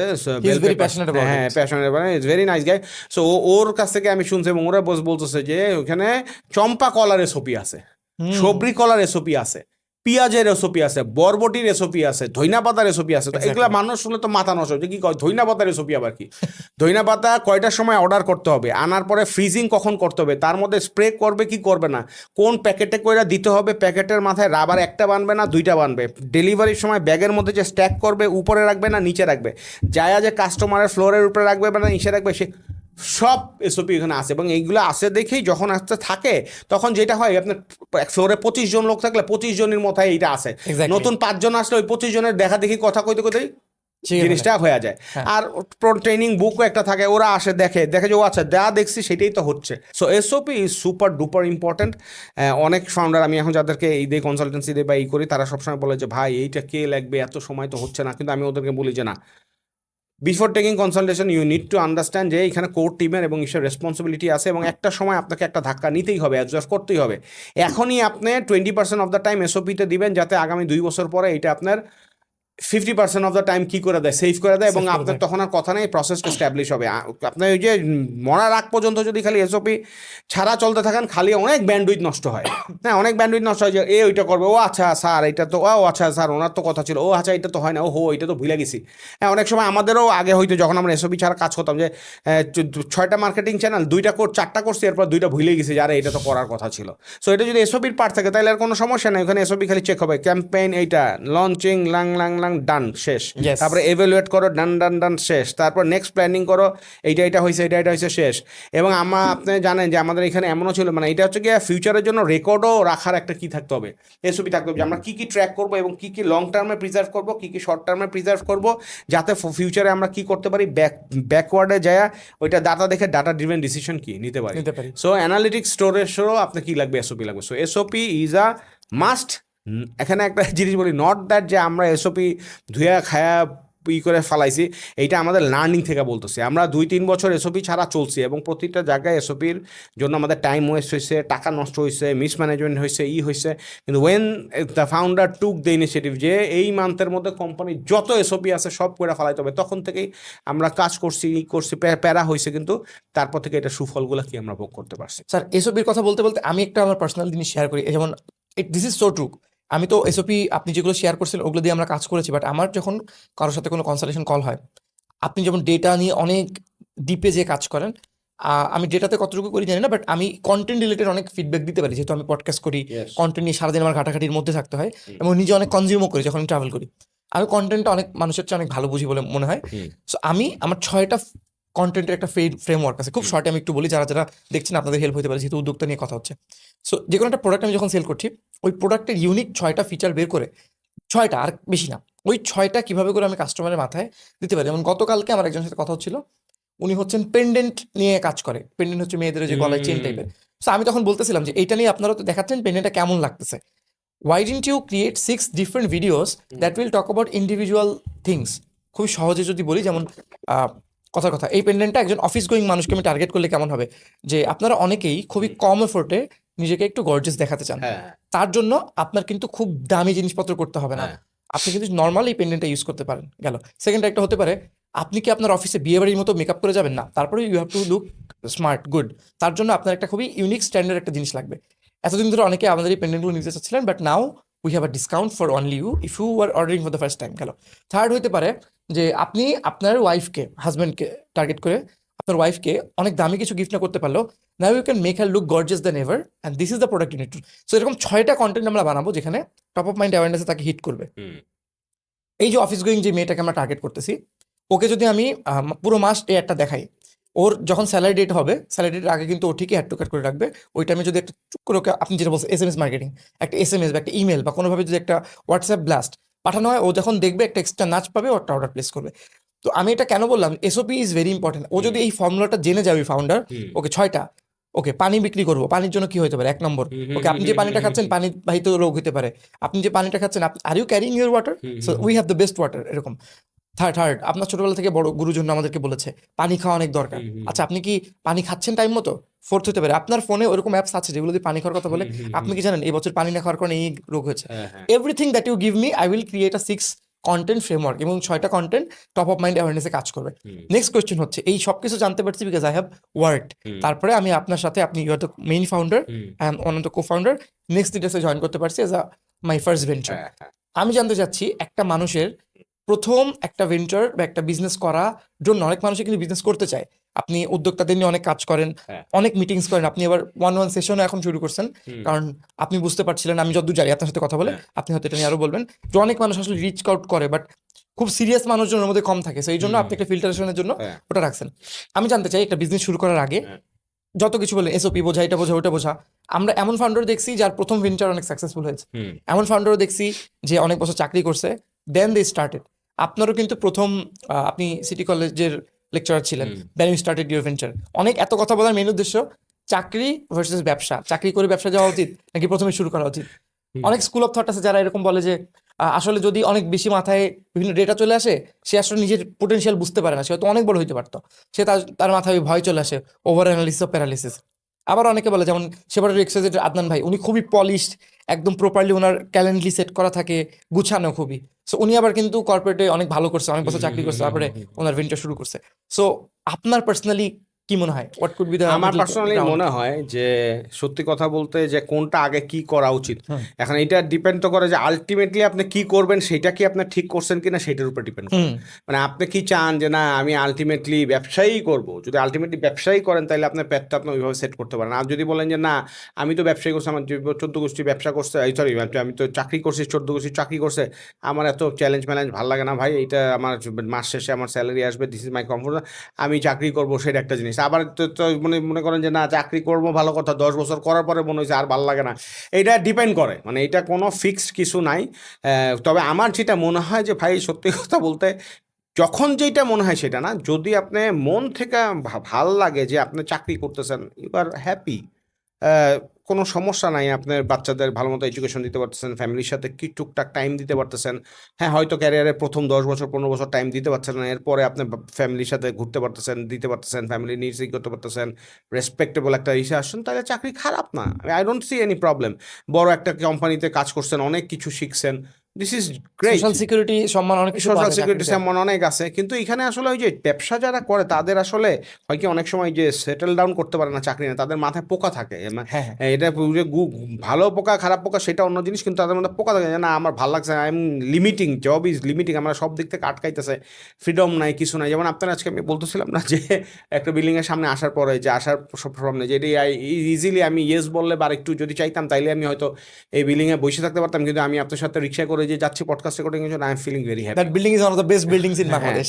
যাই হোক, হ্যাঁ, বাংলাদেশ, এবং ওইখানে কাজও করছি, কিন্তু আমি চাইলেই আর হয়তো একটু বাড়াইতে পারতাম ডিউরেশনটা, কিন্তু আমার এখন মনে হচ্ছে যে আমি রিক্সায় যে আসছি ভালো লাগছে। এটা আসলে নিজের ভালো লাগাকে আপনি কত ইম্পর্টেন্স দিচ্ছেন এটাও ইম্পর্টেন্ট, আপনার ফ্যামিলিতে আপনি কতখানি সাপোর্ট পাচ্ছেন সেটাও ইম্পর্টেন্ট। সো টকিং অ্যাবাউট, আমি তো লাগে ব্যবসাও করছি, তারপরে চাকরিও করছি, আবার প্রথমে হচ্ছে গিয়ে চাকরি, তারপর হচ্ছে গিয়ে ব্যবসা, তারপরে আবার করলাম হচ্ছে গিয়ে চাকরি, তারপরে আবার এখন আসছি ব্যবসায়, এখন আবার কি চাকরিতে যাব কিনা এইটা আমি বলি আপনাদের মাঝখানে আমি একটু ইন্টারাপ্ট করব, কিন্তু আমি আপনাকে যখন পার্সোনালি দেখেছি, in journal you are not doing a job, আপনার কিন্তু টাইম টেবিল ওরকম ছিল না। আপনি এমনও হয়েছে, আমি দেখছি আপনি বাদাম খাইতে খেতে রাত 3টার সময়ও পরের দিন কি করবেন আপনি অডিও দিয়েছেন আমাদেরকে গ্রুপে। এমনও হয়েছে যে একদিন আপনি বিকাল 2টার সময় আসছেন, তার আগে আমাদের সব প্রসিজার রেডি ছিল, আহাদ ভাই and we took care of everything. So আপনি কিন্তু এখানে প্রচন্ড লেভেলের ফ্রিডম নিয়ে কাজ করছেন, and that's why the result came. এটাও সত্য, এবং এটা ফাউন্ডারেরই ক্রেডিট, যে ফাউন্ডার বুঝতে পারছে যে ভাই I just need to get the things ডান। আমার ওই রকম ওই যে আমি বসায় রাখবো, চোখের সামনে ঘুরবো, চেহারা দেখার জন্য দরকার পড়বে না। সো এইটা ওয়াসিম ভাইও বুঝতে পারছে, উনিও ফ্রিডম দিছে, আমিও করছি, উনিও বুঝছে যে ওমর ভাইরে একটা বড় প্লেয়িং ফিল্ড দিলে উনি মজা পাবে কাজ করে, তো আমি দিছে পারছি। হ্যাঁ, সবার যে একই জার্নি হবে তা কিন্তু না। হ্যাঁ, ওই যে সবাই বলে না যে ফাইন্ড আ গ্রেট বস জবের চেয়ে। সো গ্রেট বস যদি পান তাইলে your life can change a lot, and আপনি গ্রেট টিম যদি বিল্ড করতে পারেন, আর সেটা যদি হয় নিজের হাতে বানানো, তাহলে তো নাথিং লাইক ইট। লাইক আমার আমার যেমন আমি অনেক সময় মানে খুব মানে রাত্রেবেলা আমি খুব মানে মনে হয় যে আলহামদুলিল্লাহ মানে আমি খুব স্যাটিসফাইড মাইন্ড নিয়ে কী করি ঘুমাই, সকালবেলা উঠে দেখি যে আচ্ছা আমার কি কোনো টেনশন আছে, না নাই, আল্লাহু আকবার, মানে এটা তো এই শুধু ঘুমাইতে যাওয়া টেনশন ছাড়া ওঠা টেনশন ছাড়া, এটা যে কত বড় ব্লেসিংস এটা তো সবাই জানে, এটা সবার ড্রিম, সোজা কথা যেটা আর কি। তো যাই হোক, যেটাই হচ্ছে সেটা হচ্ছে যে আমার মনে হয় যদি ব্যবসা করতে চান কোনো জায়গায় চাকরি করে শেখা ভালো, ছোট কোম্পানিতে বা মিড সাইজ কোম্পানি গেলে ভালো হয়, কারণ ওইখানে একজন লোক 3-4টা 5টা করে কাজ করে, আপনার সব কাজেরই ফ্লেভার থাকে এবং আপনি বুঝতে পারেন যে আপনার এই জিনিসটা টানতেছে, এই আপনার কি মার্কেটিং টানতেছে নাকি অ্যাডমিন টানতেছে নাকি আপনার সোর্সিংয়ের বেশি ভালো লাগতেছে নাকি আপনার ক্রিয়েটিভ সাইডে যাচ্ছেন সেটা ভালো লাগে, এটা চিনে তারপরে আপনি মনে করেন যে একটা ডিসিশন নিতে পারেন যে যেটাই হোক সেইটাই তো আপনার ব্যবসা হিসেবে কি করতে পারেন, চুজ করতে পারেন। Great example can be Zishan ভাই, উনি কিন্তু মার্কেটিং এ ছিল, এখন কিন্তু he is doing HR job, he is doing fabulous. Fabulous, হ্যাঁ। অ্যান্ড ওকে এইচআরে স্টার্ট করবে কিনা আই ডোন্ট নো, মানে আমার যদিও খারাপ লাগে যে হি ইজ নট আ মানে এইচআর ম্যাটেরিয়াল, ও শান্তশিষ্ট ঠিক আছে, he is a number guy as well, ওর মধ্যে কোডটার মধ্যে নাম্বার অনেক আছে, আমি তারা চাই যে সে আবার কি সে ফেরত আসুক। Anyways that's a different story, ওইটা আর আলাদা জিনিস। কিন্তু টকিং অ্যাবাউট এইটাই যে সেটা হচ্ছে কি ডিপেন্ড করে আপনি আসলে কী চান। আর এখানে একটা বড় আছে, এটা আমি সবাই ধরেন যারা ব্যবসায় হইতে চান, চাকরি করে হন না নিজে হন যাই হন, সেটা হচ্ছে ফ্যামিলির সাপোর্ট একটা খুব ইম্পর্টেন্ট জিনিস। সবাই নিতে পারে না ফ্যামিলির প্রেশারটা, যে হচ্ছে না। যেমন আমার ফ্যামিলিতেও অনেক সময় বলে যে কিসের দরকার এত ব্যবসা, এত চিন্তা, এত মিটিং, এত তোমার শরীর খারাপ, বয়স হয়েছে, পারবা কিনা। তারা তো আর এইটা বুঝে না যে আমি এখন আমার এটা বুঝে না পারে, হয়তো বুঝে তারপরেও হয় যে এত কষ্ট করতেছি, কারণ হচ্ছে কি আমার ফ্রিডমের জন্য। কয়দিন পরে এই আমার অটো হবে আর কি, মানে এই জিনিসটা যেমন কনসালটেন্সি ভেরি টাফ জব, বাংলাদেশে বুঝেই না মানুষ কনসালটেন্ট কী করবে। যেমন আমাদের গ্রোথ টিমের কথা, গ্রোথ টিম কী করে, কনসালটেন্সিটাও হয়তো মানে এমএনসি বা অন্যান্য কালচারে যারা থাকে তারা বুঝে, কিন্তু এসএমই যারা তারা তো আর কিছু বুঝে না, এটা আবার কী জিনিস। কিন্তু 1 বছর 2 বছর বা ধরেন আমি যে 6 বছর 6 মাস 1 বছর ধরে দিচ্ছি, এখন আমি তো দেখতেছি যে অলমোস্ট লাইক আপনার রেভিনিউ স্ট্রিম তৈরি হয়ে গেছে আমার জব লাইফে যেরকম ছিল সেই রকম, এবং হয়তো এটা এক্সপোনেনশিয়ালি বাড়তে থাকবে 1 মাস 2 মাস 4 মাস পর, তখন আমার ফাইন্যান্সিয়াল ফ্রিডমটা বাড়বে, আমি আমার ফ্যামিলির বেশি টাইম দিতে পারবো। সবচেয়ে বড় কথা হচ্ছে I am talking and meeting a lot of other founders, young ছেলেদের সাথে কিন্তু ইয়াং ফাউন্ডারদের ভিশন আমি বুঝতে পারতেছি, আমি ওইখান থেকে শিখতেছি, ওদেরকে আমি আমার এক্সপিরিয়েন্স থেকে বলতেছি, ওর লাইফটা চেঞ্জ হয়ে যেতেছে, ও এক্সাইটেড হইতেছে, বাংলাদেশের নেক্সট অন্টারপ্রেনার পাইপলাইন তৈরি হইতেছে, নেক্সট লিডার্স তৈরি হচ্ছে, এটা তার কম কথা না, মানে এটাও তো একটা বড় জিনিস। তো ইটস অল ডিপেন্ডস অন যে আপনি কি খালি টাকার শান্তি খুঁজতেছেন নাকি আপনি মানে আপনার মনের শান্তিটাও ইম্পর্টেন্ট। আমি যেমন আমার নূর ভাইয়ের লাস্ট পডকাস্টে বলছি যে আমি আসলে যেটা পছন্দ করি সেটা গুরুত্ব আমি দিই। সো এটা আসলে আমার মনে হয় সবারই দেওয়া উচিত এবং ফ্যামিলিরও বোঝানো উচিত, yes you guys are my priority, তোমাদের আমি সবই দেখবো, কিন্তু আমারও আমি সব কিছু শেষ করতে চাই না। যেমন আমাদের এখানে বলে যে বাবারা সবসময় কী করে, স্যাক্রিফাইস করে, হ্যাঁ আমরাও করি, কিন্তু স্টিল আমি আমার লাইফে একটু বলছি যে আমি একটু স্বার্থপর যদি এটা মনেও হয় তাইলেও আমি করবো, বিকজ মানে I also want to enjoy, I also want to like feel great, and I also want to, এখানে ব্যবসায় আরেকটা বড় জিনিস আছে, সেটা হচ্ছে যে টেক চান্সেস, রিস্ক নেওয়া এবং ফিক্স না যে প্রত্যেকদিন সকালে ইজ এ নিউ হাসেল, আমার রেভিনিউটা জেনারেট করতে হবে, আমার বিলসটা পে করতে হবে, আমার এমপ্লয়ের স্যালারি দেবে, এই যে একটা রিস্ক অ্যান্ড আল্লাহর উপরে বিশ্বাস করা যে আমার এই আল্লাহ কী করে দিতেছে, অ্যারেঞ্জ করে দিতেছে, বিউটিফুল থিং। অনেক ব্যবসায়ী বলবে যে ভাই এইটা লাগবে জানি না কোথা থেকে একটা রেভিনিউ হয়ে গেছে, কোথা থেকে একটা সেলস হয়ে গেছে, এইটা হচ্ছে ডিলাইট। এটা যেমন আপনি বুঝেন না, আপনার তো কনসালটেন্সি এবং এই করছেন, হঠাৎ করে একটা ক্লায়েন্ট চলে আসলো, আপনার এইটার টাকা হয়ে গেল। অনেক সময় এটা হয়, এবং এমনও হয়েছে যে মানে একদিন আমার ওটা হচ্ছে মাসের শেষ ছিল, সো আমার কাছে খুব বেশি বিল ছিল না, এন্ড আমার হঠাৎ করে I wanted to give a treat to my friends, ওই আমার ফ্যামিলিতে আমার মামা আসছিল, এন্ড মানে things are going very good, এটা হচ্ছে দুর্গাপূজার আগে ইভেন্টসে, and I just got 2 consultation, and আমার পার কনসালটেশন সেশন হচ্ছে 4900 টাকা, and initially next morning I just had 10,000 টাকা in my pocket, and I could give treat to everyone. So it's a beauty, এটা খুব এক্সাইটিং, এন্ড ওনারাও কিন্তু value পেয়েছে, they both gave reviews to my channel, মানে আমার পেজে একটা রিভিউ সেকশন দেখতে পারবেন সবাই। ভেরি নাইস, এটা খুব ভালো। হ্যাঁ, সো দ্য থিং ইজ এটাই যে ব্যবসায়ী হবেন না এই হবেন, it's totally up to you, but ব্যবসায়ী হইতে হলে আপনার ওই যে আপনার ইনস্ট্যান্ট গ্র্যাটিফিকেশনটা একটু কম, মানে আপনার সাথেই যে আপনি করতে পারবেন, বিল্ড করতে হবে, জিনিসটা দ্বারা করাইতে হবে, তারপরে আপনি অনেক এখান থেকে ফ্রিডম পাবেন, রেসপেক্ট পাবেন, অনেক মানুষের কর্মসংস্থান করতে পারবেন, খুব ভালো। অ্যাট দ্য সেম টাইম জবও খারাপ না, আপনি যদি একটা বড় কোম্পানির একটা বড় ইম্পর্টেন্ট জায়গায় বসে, এই যেমন ধরেন আমি চালডালে গেছি, তো আমি যদি আমার কোম্পানি যেটা বাইরেই খালি টাইম দিয়ে যেতাম, এটা হয়তো আমি জানি না চালডালের মতো বড় করতে পারতাম কিনা, কিন্তু চালডালে আসার পর আমার যেটা মনে হয়েছে যে I only focus on my skill, and Chaldal gave me the financial and all tech and other supports, এবং আমি ওটা নিচ্ছি। So it's a good thing, আপনারা ওইখান থেকে আসছেন, আমি ওইখানে চাকরিতে গেছি হয়েছে, আসছে টিম লিডার, আপনাদেরকে আমি পাইছি, এটাই তো একটা beautiful journey. So job is also not bad, you just need to enjoy it, and you just need to ask yourself যে এটা কি ঠিক আছে, ভালো। আর একটা জিনিস হচ্ছে যে মানে নিজের মনের ইচ্ছা বা নিজের মনের যে স্বপ্নগুলো আছে এগুলার একদম কিল করে ফেলায়েন না। হ্যাঁ মানে মাঝে মাঝে একটু হইতে হবে, এবং আপনার ফ্যামিলি, আপনার লাইফ পার্টনার যারা থাকবে তাদেরকেও তো বুঝতে হবে যে you also want to have a life যেটা আপনার কাছে ভাল লাগবে। কারণ হ্যাঁ সেটি so am not over glorifying everything, but আপনি যেটা বলছেন স্বপ্নকে মেরে না ফেলা, হ্যাঁ একটা পার্সোনাল স্টোরি শেয়ার করি। আমার খুবই মানে ক্লোজ একজন ফ্রেন্ড আছে, সো ও ব্যাংকে জব করে। তো মানে he or she doesn't know about what we do, মানে ওইভাবে বুঝে না, বোঝার কথা না। সো এন্ট্রি লেভেল একটা ব্যাংকে জব করছে, মানে he or she is making good amount of money, but তো ও ওর ম্যানেজারের কথা বলতেছে যে আমার পুরো ব্রাঞ্চের যে ম্যানেজার আছে না, ওনার স্যালারি হচ্ছে 93,000 টাকা। আমি ওর ফ্রেন্ড, এখন আমি মনে মনে হাসতেছে, বলতেছে যে আমি গতকালকে একটা ম্যাক মিনি কিনলাম 72,000 টাকা দিয়ে আমাদের এডিটরের জন্য, and I paid my editor and thumbnail designer total 43,000 টাকা। সো আমি তো বলবো না যে আমি এত টাকা আর্ন করতেছি, বা এটা হচ্ছে। So that is also possible, যেটা ও চিন্তাও করতে পারতেছে না এই মুহূর্তে। সেটাই সেটাই সো মানে if he or she things যে আমার ম্যানেজার, যে লোকটার বয়স এখন 40, তার প্রতিদিন অফিসে আসতে হয়, আমি বলতেছি না ওটা খারাপ, যারা চাকরি করতে হ্যাঁ গ্রেট ওয়ার্ক, গ্রেট সার্ভিস। আমিও চাকরি করছি 4.5 বছর, বাট পয়েন্ট আমি যেটা বলতে চাচ্ছি যে আসলে অনেক কিছু পসিবল there is a যদি। wider horizon। হ্যাঁ, এখন আপনি যদি পাখা মেলতে পারেন তাহলে অনেক কিছু। এখন আমার বসে বসে আমার হয়তো এখানে ব্যথা করতেছে, আমি দিনে হয়তো 10 ঘন্টা 12 ঘন্টা কাজ করতেছি, একটা ক্লায়েন্ট হয়তো আমাদের রেজাল্ট পাচ্ছে না, ওনার জন্য আমাদের ব্যাক এন্ড ক্যালকুলেশন করে টেনশন করা লাগতেছে। ওই স্ট্রেসটা হয়তো ব্যাংকের লোক নাই, সে হয়তো ব্যাংকে বসে রিলস দেখতে পারতেছে। সো এটাই আসলে মিস এন্ড ম্যাচ নিজেরই খুঁজতে হবে। বাট আমি যেটা বলতে চাচ্ছি, many things can be possible. অনেক কিছু করছে। আমার নীল নাফিসের সাথে হয়তো কয়েকদিন পরে একটা পডকাস্ট হবে। সো নীল নাফিস আমার চেয়ে বয়সেও ছোট, but he is doing wonders. ওনার কথা শুনলে শুনতে ইচ্ছা করে, I can get to learn many things. Sir আমি আসলে জবের কথাটা আরও একটা কারণে জিজ্ঞেস করছিলাম, কারণ আমার সাথে তো কিছু ইন্টার্নসরা কাজ করছে, যাদেরকে আমরা ওই যে নেক্সট জেন প্রোগ্রামের মাধ্যমে নিছি। এদের মধ্যে অনেক অনেক ইমপ্রুভ করছে, but please don't mind. But একটা ইম্পর্টেন্ট জিনিস হচ্ছে, ধরেন কথার কথা একটা ইনস্ট্রাকশন বোঝা, একটা কমিউনিকেশন, আমি একটা জিনিস বলছি এটা বোঝা।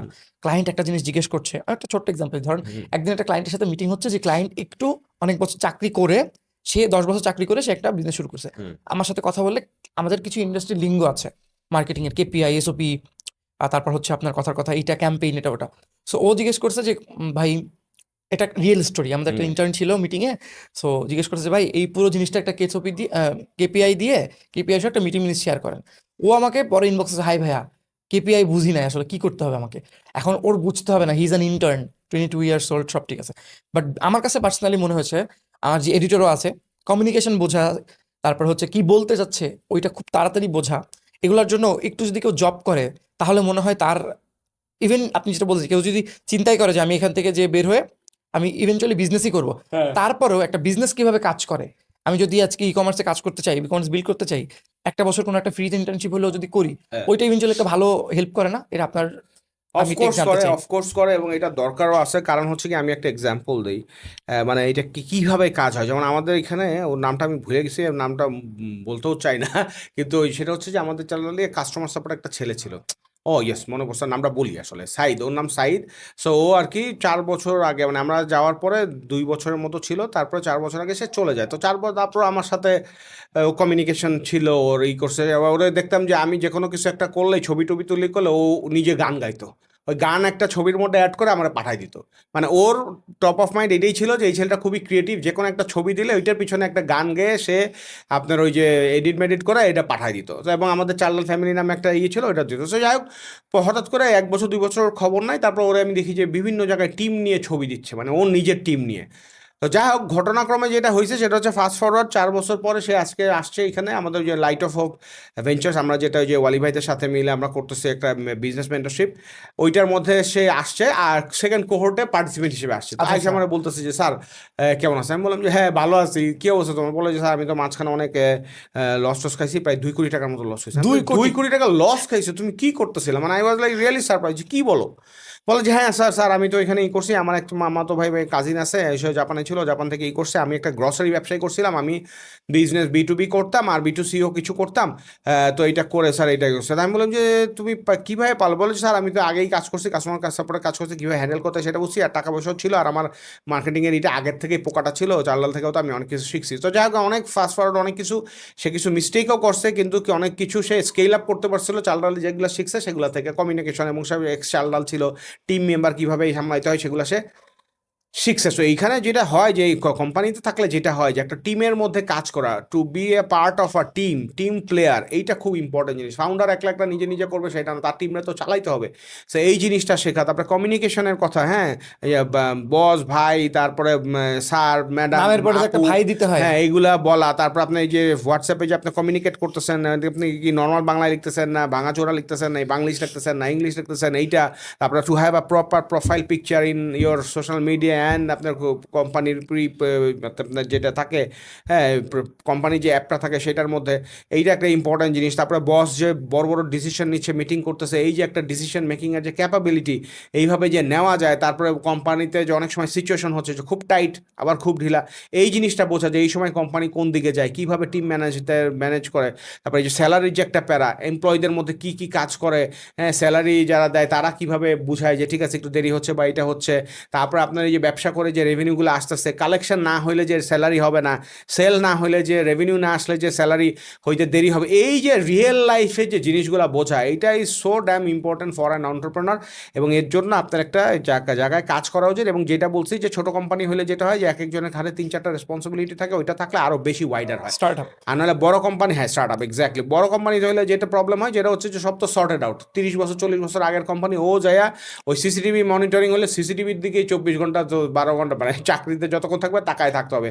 দারোয়ান হলে ওই দারোয়ান পার্ট অফ আ মেশিন। দাঁড়ায় থাকতে হবে। আপনি যদি ওইখানে ওই হয় যে আপনার কথার কথা যে স্টোর ম্যানেজার, ওই স্টোরের মধ্যে বৈশা খালি খাতায় কলমে কী রাখবে, হিসাব রাখবে, এইটা মেক্স ইউ প্যারালাইজ। আপনার ডাইমেনশন কমায় দেয়, আপনার নিজের রিটারে উইংসগুলারে কাইটা দেয়, আপনার চিন্তা ভাবনারেও আপনার ন্যারো ডাউন করে ফেলায়, এবং একটা সময় আপনারা প্যারালাইজ করে ফেলায় যে না তুমি যা আসো ভালো আসো, বাইরে যা পারবা না, এত কিছু তোমার দ্বারা কি হবে না।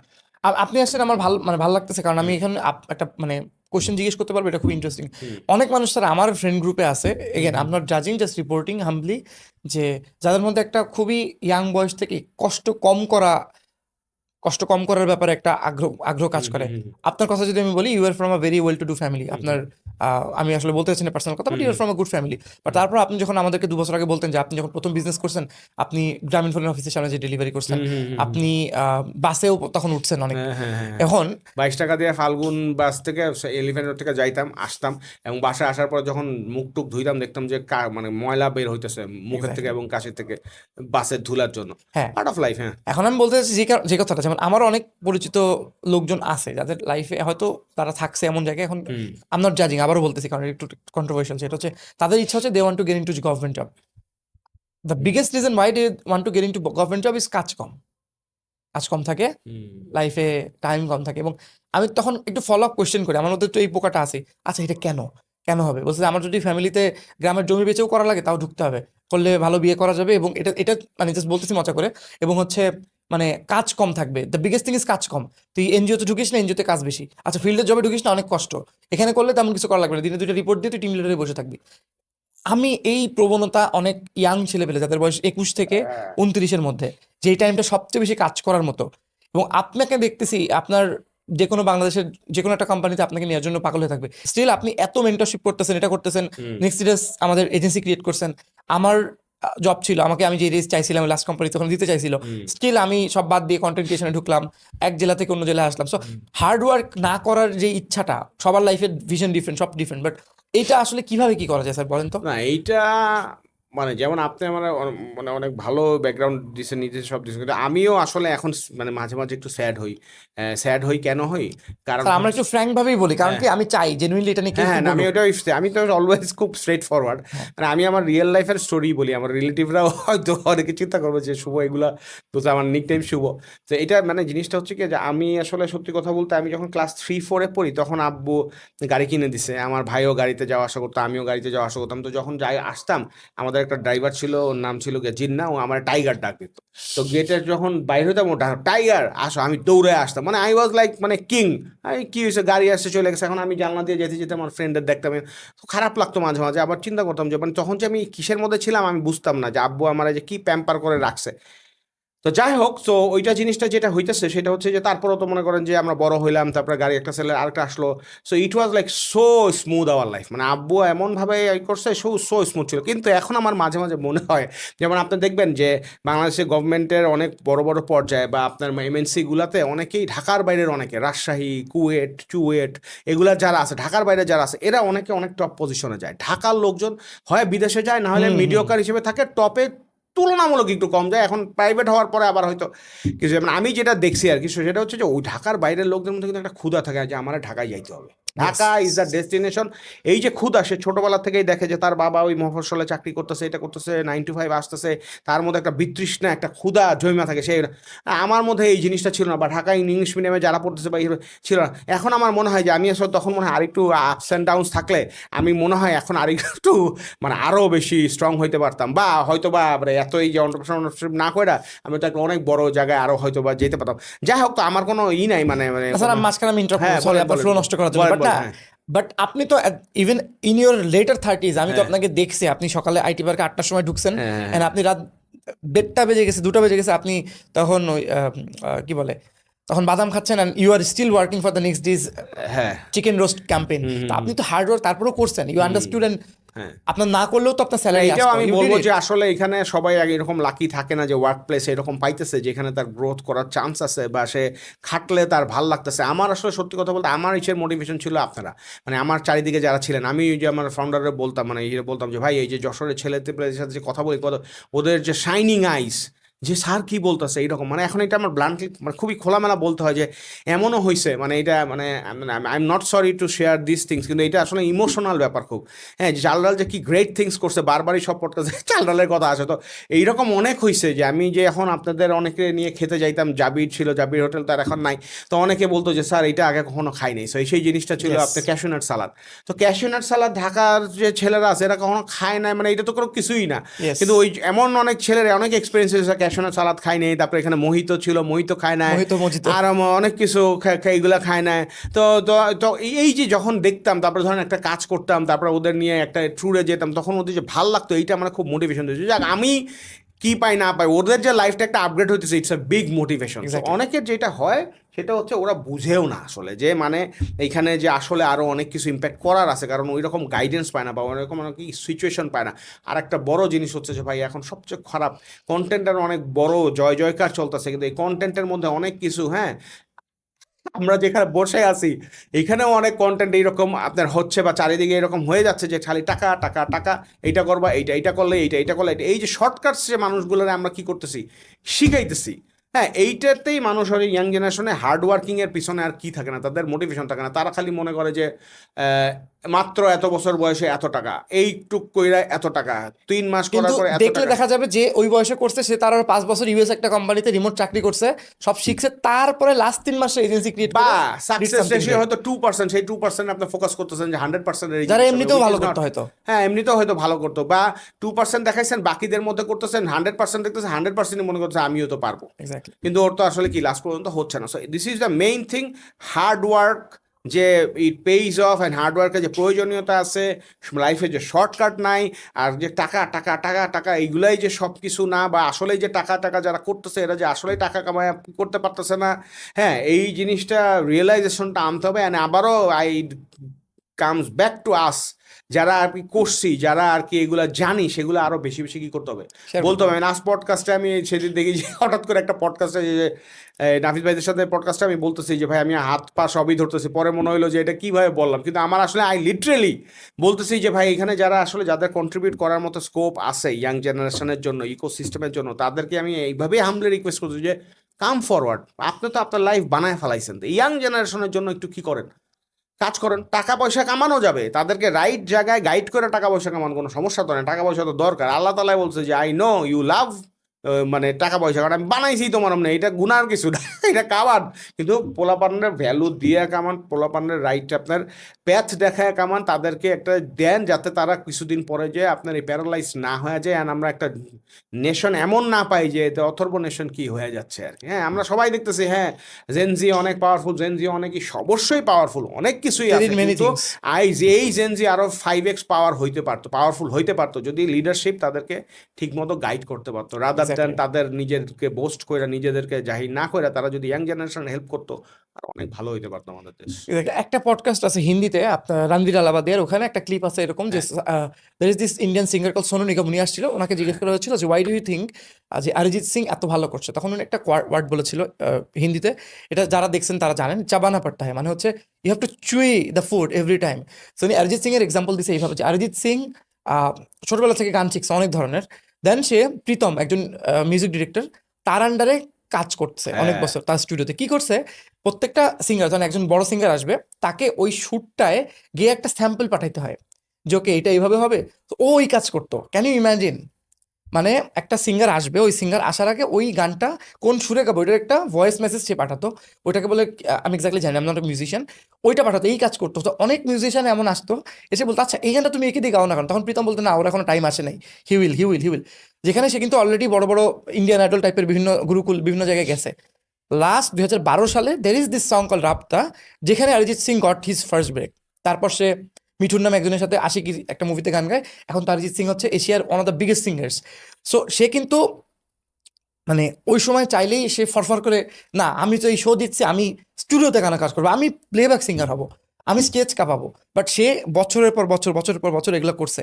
মানে ইটস লাইক, আমি বুঝাই মানে এটা হচ্ছে লাইক অ্যাসিস্ট্যান্টের কাজ করা নর্মাল, যে ভাই স্যার আপনি আসেন, এরকম একটা ভয়েস, এরকম আর কি। তো এটাই বলতে চাচ্ছি যে চাবানা পড়তা হয়, আপনার এই যে government job is not a bad thing. So exactly আমি এমনি just শেয়ার করি, গতকালকে আমার কাছে একটা ফোন আসছে, হ্যাঁ ফোন আসছে পরে মানে নামটা ট্রু কলারে আসছে, তো আমি বলতেছি যে নামটা তো অর্ধেক নাম পরিচিত, বাকি অর্ধেক নাম পরিচিত না। তো আমি বললাম যে এটা আবার কি, হ্যাঁ আমি নামটা আসলে বলতে চাইতেছি না, যাই হোক তখন ও দেখি যে one of the largest company CEO phone করছে। তা আমি বললাম যে, বললো যে ওমর ভাই, আমি বললাম যে হ্যাঁ ভাইয়া ওমর ভাই, মানে আমি খুব ক্যাজুয়ালি কথা বলতে, তখন বললো যে আচ্ছা আমার স্যার, মানে উনি বলতেছে যে আমার স্যার আপনার প্রোফাইলটা আমার কাছে পাঠাইছে, তো আমরা আপনার সাথে একটু আলাপ আলোচনা করতে চাইতেছি। তো আমি বললাম যে কি রিলেটেড, বললো যে না আসলে, যাই হোক উনি এবার ওই ইন্ডাস্ট্রি আরেকটা ফাউন্ডারের নাম বললো যে ও আমার ছোট ভাই। তো আমরা খুব অবাক হয়ে গেলাম যে ওনার যে বড় ভাই, যেই ফাউন্ডারের কথা বলছে, ওনার যে বড় ভাই আছে এটাই আমরা জানি না, বাট আমাদের সবার খুব ক্লোজ ওই ফাউন্ডার। যাই হোক, তো বলতেছে যে ওর সাথেও আপনার ব্যাপারে কথা হইতেছিল, এবং আজকে এসে দেখি যে আমাদের চেয়ারম্যান স্যার আপনার এটা পাঠাইছে, তো আপনি কি আসতে পারবেন? তো তখন আমি বললাম যে আচ্ছা হ্যাঁ অবশ্যই ভাই আসতে পারবো, কিন্তু আমি তো 10 থেকে 12 থেকে পরে আসতে হবে, ব্লা ব্লা। মেইন যেটা কথা ফাস্ট ফরওয়ার্ড, সেটা হচ্ছে আমার ওয়াইফের সাথে আমার কথা হইতেছিল যে উনি বলতেছিল যে তুমি আবার ওইখানে এখন মানে কেন যাবা, বা যাবা কি যাবা না। আমি বললাম যে যদি শেখার কিছু থাকে তাহলে ঠিকই যাবো। হ্যাঁ এবার আমি বলছি যে I have started my own ventures, তো ওইটা তো অটো পাইলট প্রায় চলে গেছে, আহাত অ্যান্ড সালামিন অ্যান্ড আপনারা খুব ভালো কাজ করতেছেন, অ্যান্ড ওইখানে আমি বাইরে থেকে ওইখানে কন্ট্রিবিউট করতেছি। কিন্তু যদি শেখার জিনিস আসলে থাকে ওইখানে, বা বড় আর একটা টিম বিল্ডিংয়ে যদি সুযোগ থাকে, তাহলে ডেফিনেটলি ট্রাই ইট আউট। হ্যাঁ তবে হ্যাঁ ফুল টাইম হয়তো দিব না, কিন্তু ওইভাবেই বলতে হবে যে না আমার ফ্রিডমও রাখতে হবে, কিন্তু I will build whatever is required down year. তো এই যে একটা পোকা, যে শেখার একটা জিনিস, কারণ আমি যেহেতু ওই যে 2-4 জন ফাউন্ডারের সাথে কাজ করছি, আমি বুঝি যে শেখার যে কি মজাটা, অ্যান্ড শিখতে পারলে নিজের হয়ে যায়। যেমন আপনি আজকে বারবার বলতেছেন স্যার এই কোয়েশ্চেন করবো, এগুলো আমার কিছু নেই, it's like in my blood. আপনি বলবেন অটো আবার বুক থেকে বাইরে হয়ে যাবে, আমি নিজেও জানবো না যে এটার অ্যান্সারটা বাইরে হয়েছে, এবং আমি নিজেই মাঝে মাঝে বলে না যে মাঝে মাঝে নিজের ট্রিট দিবেন, এবং মাঝে মাঝে নিজের করবেন। আমি এই যে টু সেন্টের পডকাস্টটা দেখলাম, আপনি যেমন এই যে কথার ফাঁকে ফাঁকে ব্রেক নিতেছেন না, টু সেন্টের পডকাস্টটা মনে হয় আমরা অনেকক্ষণ রেকর্ড করছি, এবং আমার মনে পড়ে যে আমরা 1টা বা 2টা ব্রেক নিছি 2.5 ঘন্টা 3 ঘন্টার মধ্যে, কোনো ব্রেক নেই। ইট ওয়াজ লাইক সেই রকম। তো নাবিদ ভাই এবং সাজ্জাদ ভাই বলতেছে ভাই আপনার বলতে বলতে যদি দাঁড়ায় যেতে ইচ্ছা করে আপনি দাঁড়ায় যাবেন, মানে জানে তো যে আমি খুবই এক্সাইটেড। তাই বললাম যে শিওর, আমি বললাম যে হ্যাঁ শিওর, আমি বললাম যে তো এরকম বলতে বলতে আমি দেখলাম যে আমি থাপড়া থুপড়া সোফা টোফা উল্টায় বলাই যে এইরকম আমি দিয়েছি, হাসতেছিলাম যে এইটা কি। তারপরে বলো না ইউ আর ডুইং গ্রেট, মানে আরে এমন না মুখ, মানে এটা তো আর দেখা বলা সম্ভব না। সো আলহামদুলিল্লাহ, এটা হয়েছে কিসের জন্য, because I worked it, I know the process like the back of my hand, এবং আমি আমার এইটাকে চালু রাখতে চাই। এবং আরেকটা জিনিস যেটা আপনারা তো দেখতেছেন যে আমি খুব হেলদি, মানে অনেকে মনে করতে হবে যে আমি খুব অ্যাক্টিভ না, কিন্তু আমি এখন অ্যাক্টিভলি চেষ্টা করতেছি যে নিজেরা কেমনে আরও ফিজিক্যালি করা যায়, নিজের ব্রেনটারে আরেকটু কেমনে আপনার ইঞ্জিনটারে চালু রাখা যায়। অ্যান্ড আমি সত্যি কথা বলতে আমি 3x 2x কাজ করতে চাই, যে একদম ফজরের পরে ঘুমাবো না, ওইটা আমি এরকম কাজ করবো। I want to unlock this, আল্লাহ তাআলা বারাকা রাখছে ফজরের পরের টাইমে, মানে আমি সিরিয়াস আর কি, সুপার সিরিয়াস। এবং এটা যত আমি নিজের উপরে স্ট্রেস অ্যান্ড প্রেশার দিচ্ছি, স্ট্রেস না প্রেশার দিচ্ছি বা এই কাজ করতেছি, তত আমি দেখতেছি যে I am feeling great, like মানে আমি like when I breathe in আমার মানে মন কি মানে I feel really good, হ্যাঁ, যেমন এখনো আমার খুব ভালো লাগছে লাইক আমার মনে হয় আমরা এই আজকে যে পডকাস্টে রেকর্ডিং আছে এটা মনে হয় 8 ঘন্টা হবে, হ্যাঁ আমার মনে হয় 2-1.5 ঘন্টা মাত্র পার হয়েছে, বাট এক্স্যাক্টলি। আমার মনে হয় যে পারবো। স্যার ওই যে চাবানা পাট্টা যেটা বললো, হ্যাঁ। মানে ইউ হ্যাভ টু চুই দ্য ফুড। আপনি তো সিটি কলেজে টিচিং করাইছেন, হ্যাঁ এই যে আপনি এখন কথা বলতে পারছেন হ্যাঁ, ক্যামেরার হ্যাঁ, সামনে, এটা আমার কথা যদি আমি এখন পডকাস্ট করছি, আমার তো আপনি দেখেছেন 20 সালে, তখন থেকে কিন্তু আমি কিন্তু আমার ওই ভাঙা ব্যাকগ্রাউন্ডে পডকাস্টটা করতাম। আছে, হ্যাঁ হ্যাঁ তখন আমরা ওই যে নাজিমুদ্দিন স্যার যে হ্যাঁ, হ্যাঁ, হ্যাঁ। ওনার, আপনি বলছেন যে উনিও পডকাস্ট পছন্দ করে, হ্যাঁ, হ্যাঁ, একদিন আমার ওনার সাথে কথা বলা উচিত। হ্যাঁ, সো 20 সালে, এটা 2020 সাল, এটা 2025 সাল, তো ফাইনালি কিন্তু কোনো না কোনোভাবে একটা সুযোগ তৈরি হয়ে গেছে, যে কারণে আমরা এখন গুলশানের মতো জায়গাতে বসে পডকাস্ট করছি, যশোর আইটি পার্ক থেকে। তো ওইটাই মানে we have to always try to look to the next. যেমন আপনার লাস্ট মোমেন্টে এটা এইখানে লিডারদের একটা খুব বড় জিনিস, you need to unlock people. হ্যাঁ, এটা ওয়াসিম ভাই বারবার বলতো, এর কথা বারবার সারা জীবন আসবেই, কারণ ওনার অনেক কথা মনে পড়ে। উনিও মানে বলে যে ভাই আপনার কাছে he is a silent person, very is a silent person, but তার কোনো সময় ম্যাজিক credit সব নিতে চায় জায়গায় না। আছে। আমি তার মাঝে মাঝে বলি যে এর ই করে ওনারে পাঠাই, পরে বলি যে না, এই যে লোক আয়রন ম্যান, এর কোনো মোটিভেশন দরকার নেই, কিন্তু একদিন দেখা হলে কাট করে আমি পাশে বসায় দেখাবো যে এই যে দেখেন আপনার কথাগুলো সব জায়গায় যে বলছি ই করছি, মাঝে মাঝে বলি না। যেমন সেদিন সকালে আমি পাঠাইছি যে I really love you guys, তো সে খুব পাইছে, তার হয়তো একটা কিছুর মধ্যে ছিল, হি ফেল্ট রিয়েলি গুড। আচ্ছা, যেটা আমি বলতেছিলাম সেটা চ্যালেঞ্জের হচ্ছে কথা, challenge unlock you. Unlock. So আমি যেটা বলতেছি যে মাঝে মাঝে লিডাররা অনেক সময় ঘাবড়ায় যায়, এবং মানে যারা সাজেশন, মানে তার আন্ডারে যারা কাজ করে তাদেরকে মনে করে যে ও চলে গেলে আমার তো সমস্যা, মানে really sorry to tell this, but এটা হয়। লিডার নিজে অনেক মানে যে আমি কি তাহলে ওকে দিব, তাহলে তো আমার সমস্যা বা এটা তো, কিন্তু এখানে আপনার অ্যাবসোলুটলি মানে মানে কি বলবো এটারে, মানে আনবায়াস পয়েন্ট অফ ভিউ থেকে চিন্তা করতে হবে। You have to think about the gut guy, কারণ আপনি আরেকটা বিল্ড করতে পারবেন, ওর লাইফটা আপনি লাভ কি যদি ওর মধ্যে ওই পটেনশিয়াল থাকে। যেমন আপনি যখন এই যে সেবা থেকে নাম বললাম, অসুবিধা নেই, সেবা থেকে যখন চাকরি আপনার বললাম যে মানে আমার ইটস টাইম, আপনিও করতেছিলেন যে এই যে আপনার রাতে আমরা একটা ডিনার গেছিলাম, ওই সময় আমি হ্যাঁ, বলছিলাম যে হ্যাঁ, হ্যাঁ, হ্যাঁ, I am not enjoying that হ্যাঁ, মাচ। এনজয়। সো ওই যে একটা জিনিসটা, তখন যদি আপনারা ওইখানে একটা আনলক না করে আমরা বলতাম আচ্ছা ঠিক আছে দেখা যাবে, আপনি হয়তো 2 মাস যেতেন চুপ হয়ে থাকতো, আর আজকে এই দিনটা কি আসতো না। Sometimes you need to give. আমরা অনেকে বলে না যে ভাই আপনি আবার এটা তাল দিতেছেন, মাঝে মাঝে তাল দিতে হবে, কারণ আপনি দেখতেছেন যে এই ছেলেটা একটা লাভ দিলে আপনি উঠতে পারবে, কিন্তু আপনার টাইনা আর কত নামায় রাখবেন, এইরকম হয় আর কি। হ্যাঁ, এরকম আরো কয়েকজন আছে আমার টিমের, হ্যাঁ, যে ও আনলক হইতে গিয়ে হইতে পারে না, কিন্তু আমি যতবারই দেখছি আমি চেষ্টা করছি ওরা আনলক করে। ইটস নট লাইক যে আমি ওরা লাই দিতেছি, বাট আমি জানি ওর মধ্যে পটেনশিয়াল আছে, কিন্তু he is not being that much brave, নিজের ওই জায়গাতে যেতে পারতেছে না।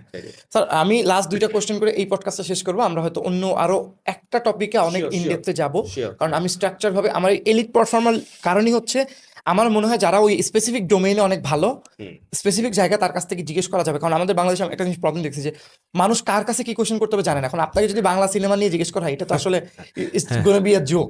আমি যেই বিষয়ে আপনি একদম ফ্লুয়েন্ট সেই বিষয়ে জিজ্ঞেস করবো।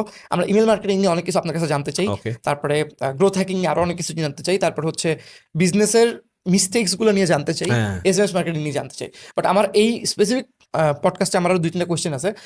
সেটা হচ্ছে যে একজন বিজনেস ওনারের বেসিক 2-3টা স্কিল আমাদেরকে বলেন এই মুহূর্তে যার করা উচিত, যা মানে মাস্ট হ্যাভ স্কিল যে কোনো একটা বিজনেস ওনারের, অনলাইন অফলাইন। একটা বিজনেস ওনার সবার আগে এখন যেটা থাকা উচিত, কয়েকটা জিনিস বলে আমি এখন নিজেও জানি যে কয়টা বলবো, কিন্তু আমি বলি সবার আগে আমার যেটা মনে হয় যে অ্যাটলিস্ট ইংলিশে লিখতে পারা উচিত। কনভারসেশনাল ইংলিশ তার বুঝতেই হবে, জানতেই হবে, পারতেই হবে, আহামরি না, কনভারসেশনাল ইংলিশ তার জানতে পারতে হবে। এইটার একটা কারণ হলো চ্যাটজিপিটির সাথে তার কথা বলতে পারা উচিত। সে যদি ঠিকমতো কথা বলতে পারে, মোটামুটিও ভাঙ্গা চুইরাও কথা বলতে পারে, তাইলেও সে ওইখান থেকে কিছুটা পারবে। তাই বলে ওভার ডিপেন্ডেন্স হওয়া যাবে না চ্যাটজিপিটির উপরে। এটা নিয়ে অনেক কথা আসতেছে, সবাই কন্টেন্ট বানাইতেছে, কিন্তু তার কিছু জিনিস সে তার লাইফ চেঞ্জ হয়ে যেতে পারে যদি সে প্রপারলি কি করতে পারে, চ্যাটজিপিটি ইউজ করতে পারে। এইটা একটা জিনিস, কনভারসেশনাল ইংলিশটা is very important.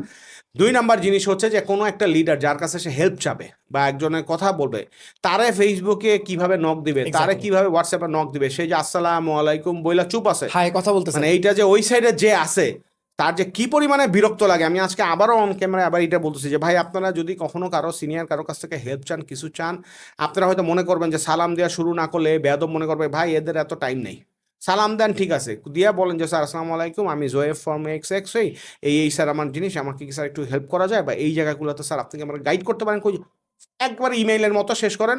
Even I would say যে অনেকে এই ভয়েস মেসেজ পছন্দ করে না, কিন্তু আমি আবার অনেকে প্রেফারও করে, তো আপনি ভয়েস মেসেজ না দেন, আপনি অ্যাটলিস্ট প্রপার একটা ইন্ট্রোডাকশন দিয়ে দেন যাতে সে ইয়েস নো ভেরি গুড বলতে পারে। এমন হয়েছে যে তার কমিউনিকেশনের জন্য আমি তার 2 ঘন্টা টাইম দিয়েছি, অথচ আমার পার আওয়ার সেশনটা আপনার একটু এক্সপেন্সিভই, যাই হোক।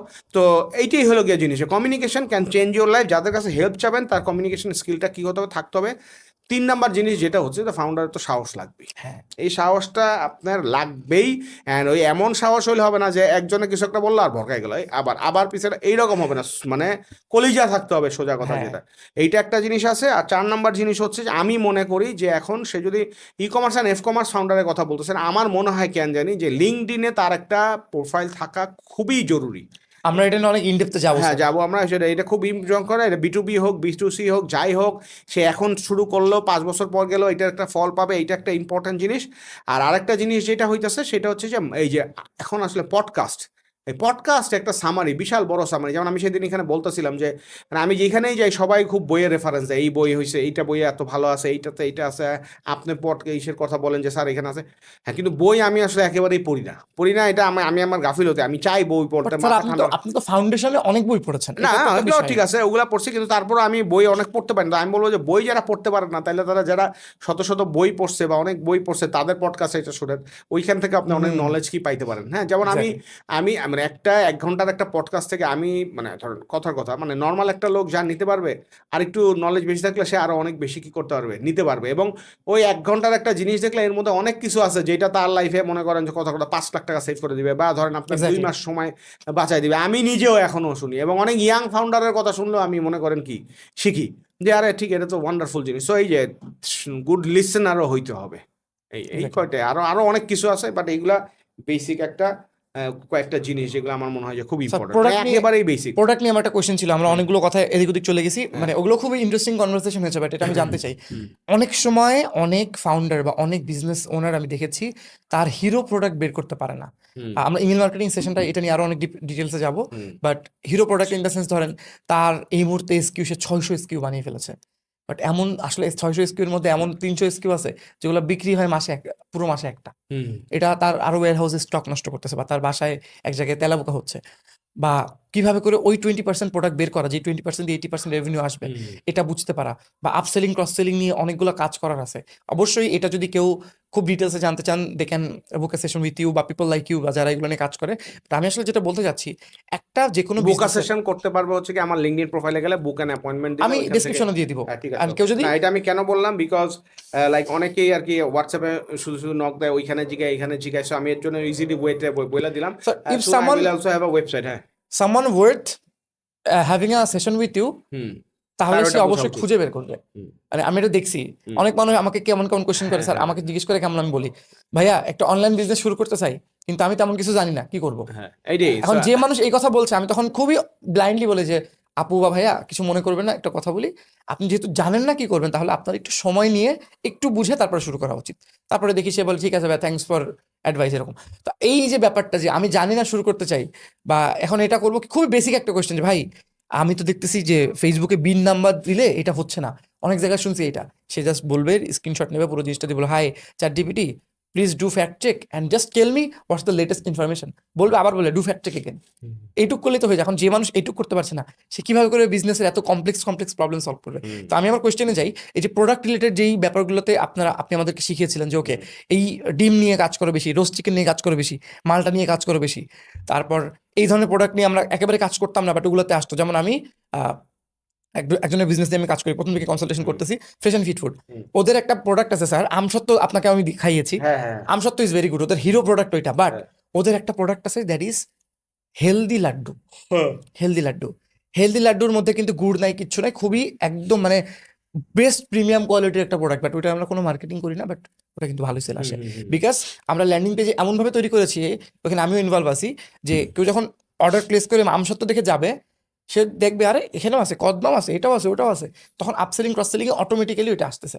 তো এই প্রোডাক্টের ব্যাপারে যদি লাস্ট আমাদেরকে কিছু জিনিস বলতেন স্যার, না এখানে ই-কমার্সের ক্ষেত্রে। এখানে সোজা কথা হচ্ছে जो दिखता है वो बिकता है, এবং जो दिखता है वो ডিমান্ড में है, এইরকম জিনিসটা এইরকম যে দিখতা হ্যাঁ বিকতা হ্যাঁ মানে দেখাইতেছে কেন, মানুষ দেখাচ্ছে কেন, দেখাইলেই সেল হচ্ছে, তো দেখাচ্ছে কেন, দেখাচ্ছে মানে সে তো কোনো না কোনো স্টাডির উপরে দিয়ে যাচ্ছে। ইয়েস, সো এখানে একটা ইজিয়েস্ট ওয়ে হচ্ছে যে এক্সিস্টিং নলেজ বেস ইউজ করেন। আপনি ফেসবুকে অ্যাড লাইব্রেরিতে যান, আপনি যে প্রোডাক্ট নিয়ে ব্যবসা করতেছেন সেই ধরনের পেজ বাইক করেন, হুম। বাইক করে দেখেন তারা কি সেল করতেছে, হুম। বেশিরভাগ পেজ কোনটা দিয়ে অ্যাড চালাইতেছে, তার মানে হচ্ছে কি স্যার ওইটা সেল হচ্ছে, এইখান থেকে আপনাকে খুব ইজিলি ফিল্টার করতে পারেন। আর যদি মনে করেন যে হ্যাঁ আপনি মার্কেটে ইনসাইট দিতে পারেন যে এইরকম ব্যবসা আরো করতেছে, কুরিয়ারের কাছ থেকে আমি জানতে পারছি যে এরা এই প্রোডাক্টগুলো কি করে বেশি করে, পাঠাও আপনার পাঠাও, তারপরে রেডেক্স এদের অনেক গ্রুপ আছে। আছে আছে আছে ওইখান থেকে আপনারা জানতে পারবেন। আরও আছে যে আপনি ধরেন এখানে কিছু সাপ্লায়ারও এখন ক্রিয়েট হয়ে গেছে, এই সাপ্লায়ারের কাছে গিয়ে বলে যে ভাই কোনটা সেল করবো, এইটা ও কয় যে এই দুটা না এটা খুব ভালো চলতেছে, ওর কাছে একটা যেহেতু ইনসাইট থাকে, এটা একটা জিনিস কুরিয়ারের লোকজন আপনার এটা বলতে পারে ভালো। আরেকটা জিনিস হচ্ছে আপনার সাইট যদি মানে কিছুটা পুরানো দিন হয়, ধরেন আপনি 50টা প্রোডাক্ট দিয়ে শুরু করছেন, 1 বছর পার হয়ে গেছে, 5,000 10,000 20,000 অর্ডার হয়েছে, এখন আপনি ইজিলি ডাটা অ্যানালিটিক্স থেকে ক্রাঞ্চ করলে আপনি পেয়ে যাবেন যে আসলে কোনগুলো ফাস্ট মুভিং, এবং যেগুলো দিয়ে আপনার গত 1 বছরের ড্যামেজ বেশি হয়েছে এগুলো বাদ দিবেন, আর যেগুলো বেশি সেল হয়েছে ওগুলোই প্রোডাকশন করবেন। এখন কোনগুলো বেশি ফাস্ট মুভিং কোনগুলো স্লো মুভিং সেগুলো একটা মেট্রিক ধরতে হবে, যে এই প্রোডাক্টে এতটার কম সেল হলে এটা স্লো মুভিং, এই প্রোডাক্টে এতটার বেশি সেল হলে এটা ফাস্ট মুভিং। প্রত্যেকটা এক্সকিউর এগেনস্টে একটা থাকবে, সিস্টেমে আপনার এটা সেট করা থাকবে, পিও যেগুলো যাবে সেগুলো ওই ভিত্তিতে যাবে, যেগুলো ফাস্ট এতগুলার বেশি যাচ্ছে সেগুলো যাবে, যেমন চাল্লাল এগুলো সব কি করা আছে অটোমেট করা অটোমেট আছে। করা, আর যতদিন অটোমেট করা নাই ততদিন আপনার ব্রেইনের মাধ্যমে কি করবেন এক্সেলের মাধ্যমে বা করবেন। আর আরও একটা জিনিস হচ্ছে যে আপনার এখন তো অনেকে বেশিরভাগই নিশ বেস বিজনেস করে, এবং আপনার খুব যে বেশি এসকিউ থাকে তা না। সো বেশি এসকিউ না বুঝছে এরা, কারণ বেশি এসকিউ নিয়ে করলে যে লস হয় অনেক কিছু, ফোকাস কম হয়, অ্যাড বেশি চালাইতে হয়, এইটা ইজ আ প্রবলেম। সো যারা এমনি 4-5টা নিয়ে কাজ শুরু করতে চায় যে এগুলা কোনগুলো উইনিং প্রোডাক্ট, ওগুলো আপনার চোখ কান খোলা রাখলে এমনিতেই বের করা কি পসিবল। Is possible. আর রিসার্চ করে বাইক করতে চাইলে যদি এমনই হয় যে ইনোভেশন করছেন, তাহলে তো আর সমস্যাই নেই, এগুলো চলবে। তাদের জন্য আসলে আমাদের এই পডকাস্ট না, হ্যাঁ তাদের টু বি জন্য ভেরি অনেস্ট। আচ্ছা, এখানে দুইটা টার্ম বলছে স্যার। পিও মানে হচ্ছে পারচেস অর্ডার, আমি যে কোনো একটা কোম্পানি সাপ্লায়ার কাছে যে অর্ডারটা দিব ওইটা।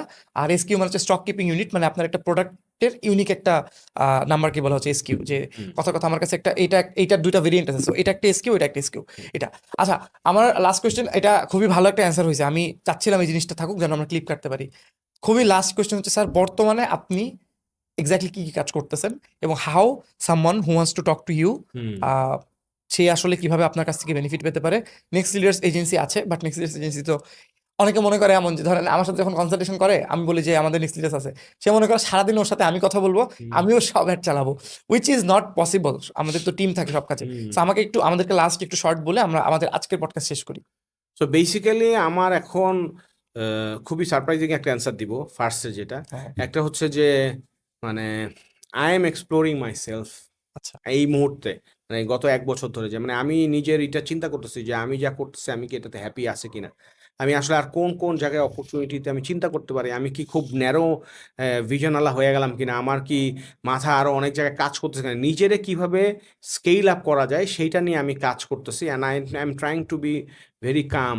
হ্যাঁ, এবং আমি ডিজিটাল যে আছে আপনার স্ক্রিনের অ্যাডিকশন, এইটা থেকে আমি একটু দূরে করতেছি। পার্সোনাল ডেভেলপমেন্ট বলে না যে invest on you, and I am also spending some মানি।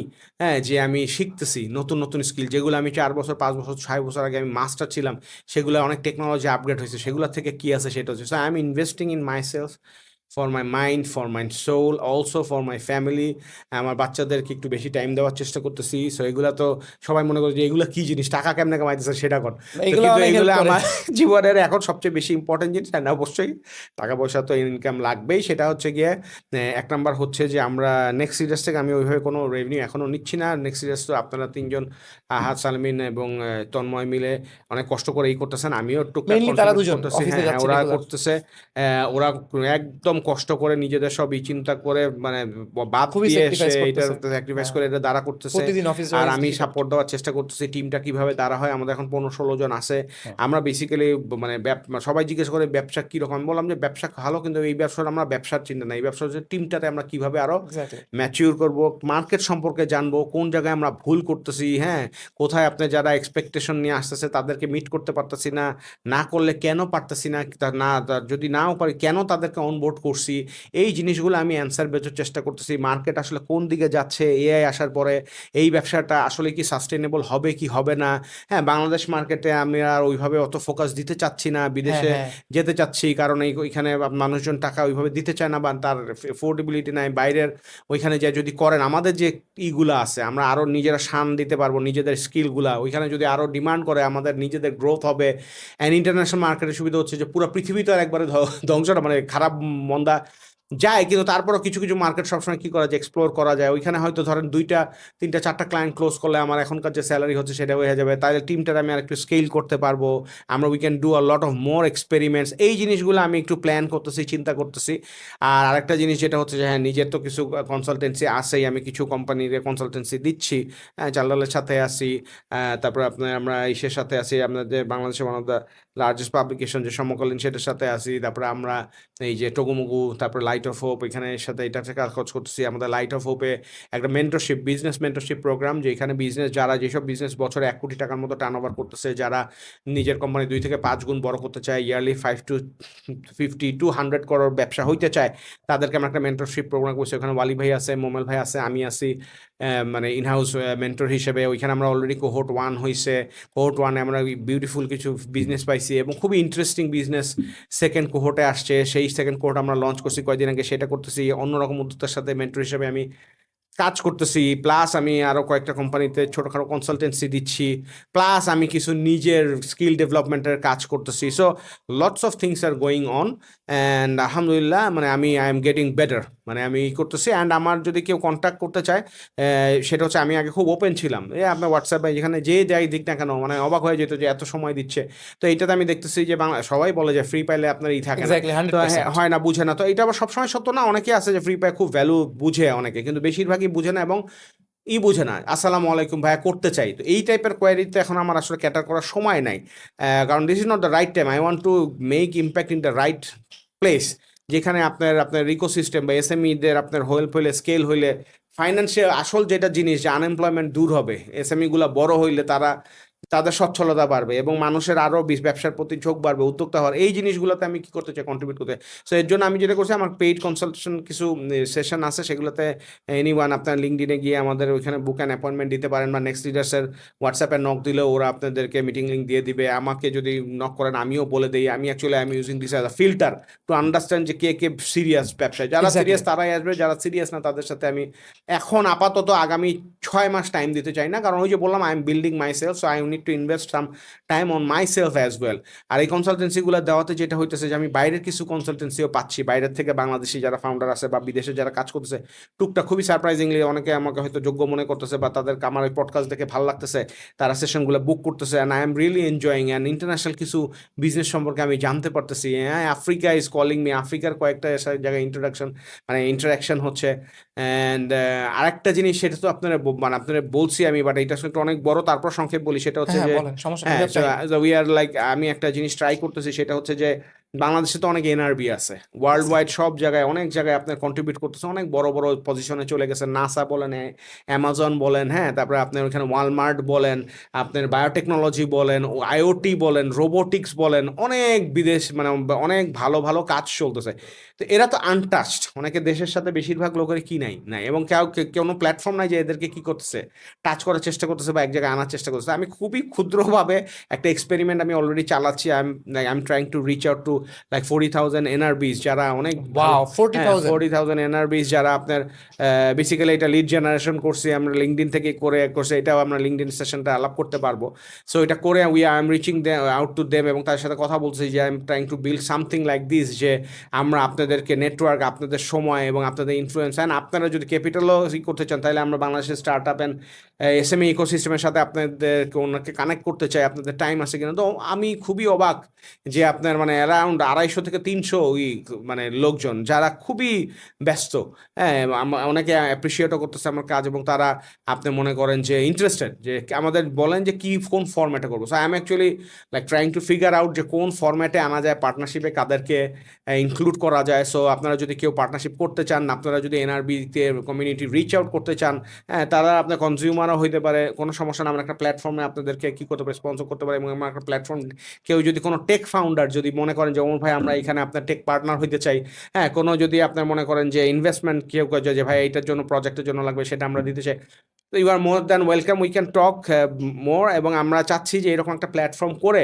ওনাদেরকে কোনো একটা ক্যাপাসিটিতে এখানে এনে, আমাদের যে ফাউন্ডাররা আছে এবং ইকোসিস্টেমে অন্টারপ্রেনাররা আছে, এবং আরও বিভিন্ন জায়গায় যারা ইনিশিয়েটিভরা আছে, তাদের মানে ইনিশিয়েটিভ নেয় তাদেরকে কানেক্ট করে আমরা একটা প্ল্যাটফর্ম ডেভেলপ করতে পারি কিনা, এইটাতে আমি এখন একটু সময় দিতেছি। জানি না এটা সাকসেসফুল হবে কি হবে না, বাট সাকসেসফুল না হলেও সমস্যা নেই। যে wonderful stories I am hearing from all the NRBs is very emotional. হ্যাঁ, একজন আছে, সে আমাকে বলতেছে যে আমি গত 30 বছর ধরে অটোমোবাইল ইন্ডাস্ট্রিতে কাজ করতেছি, আমি আই এম ভেরি লোনলি, আমি বাসায় এসে আসলে আর সময় থাকে না, আই ডোন্ট নো ওমর আমি কি টাইম দিতে পারবো কিনা।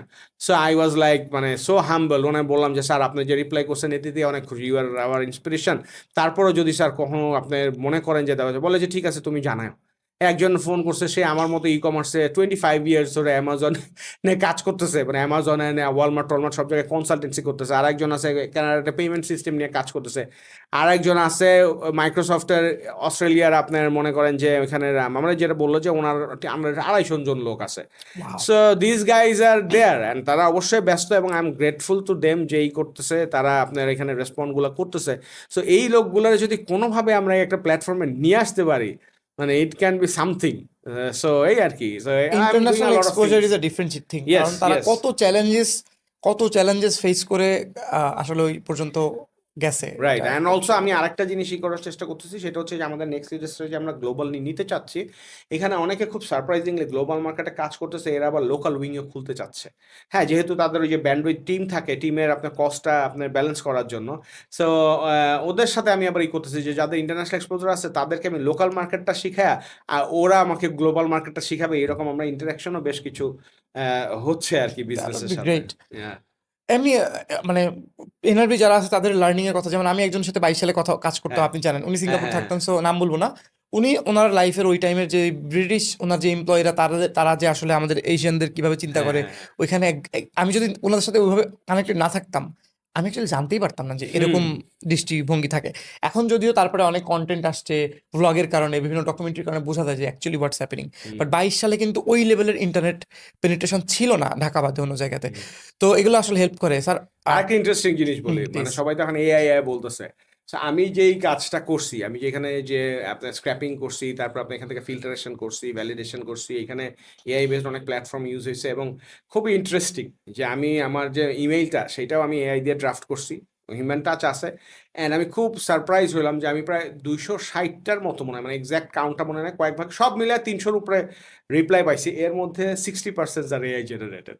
মানে আই কুড আন্ডারস্ট্যান্ড যে তারা স্ক্রিনশটটা নিয়ে দিছে, এত সুন্দর অ্যাটেনশন টু ডিটেলস দিয়ে এই করা, টোন চেঞ্জ করা, তাদের লিঙ্কডইন মোবাইলের নাম্বার সহ দেওয়া।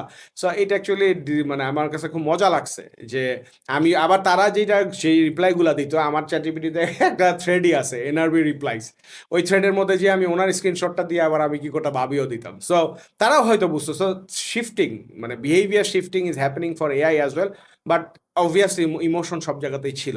বাট এখানে এইখানে you can use AI, like আপনার টাইমটা কি হলো, সেভ হলো, কারণ আমি এই 300 লোকের পক্ষে 300 লোককে রিপ্লাই দিতে গেলে তো হিউজ অ্যামাউন্ট। আমি আপনি দেখছেন জেমিনি কিন্তু অটোমেটিকলি এটা করে দেয়, হ্যাঁ, মানে ওই বলে ওইটা ফর্মালাইজ করে দেয়। আমাকে কয়েকদিন আগে এমন একটা মেইল করেছে, আমি জীবনে এই মেল উনি লেখে নাই, মানে ফর্মাল এমন টোনে, I would like to distinguish that, মানে একদম ওরে বাবা। আমি দেখলাম। তাই হোক, অনেক কথা বললাম স্যার, আরো we could go on for ever, but অনেক লার্নিং ছিল। যারা যারা দেখছেন তাদেরকে আমি শর্ট একটা সামারি বলি। টিম বিল্ডিং এ ফোকাস করতে হবে, be humble, learning is important, short term benefit এর দিকে ফোকাস কম করতে হবে, অ্যান্ড অলসো মানুষের স্টোরিজগুলো শুনতে হবে, এবং আসলে অ্যাকচুয়াল যে 20% আপনার বিজনেসে বেশি ফোকাস করা উচিত সেগুলো নিয়ে কাজ করতে হবে, হার্ড থিঙ্ক করতে হবে, মাঝে মাঝে চ্যালেঞ্জেস নিতে হবে, এবং কমফোর্ট জোন থেকে বেরোতে হবে। এরকম আরও অনেকগুলো লার্নিং ছিল। And keep supporting next leaders, এবং আমাদের এই ডিসক্রিপশনে অনেকগুলো লিঙ্ক পাবেন।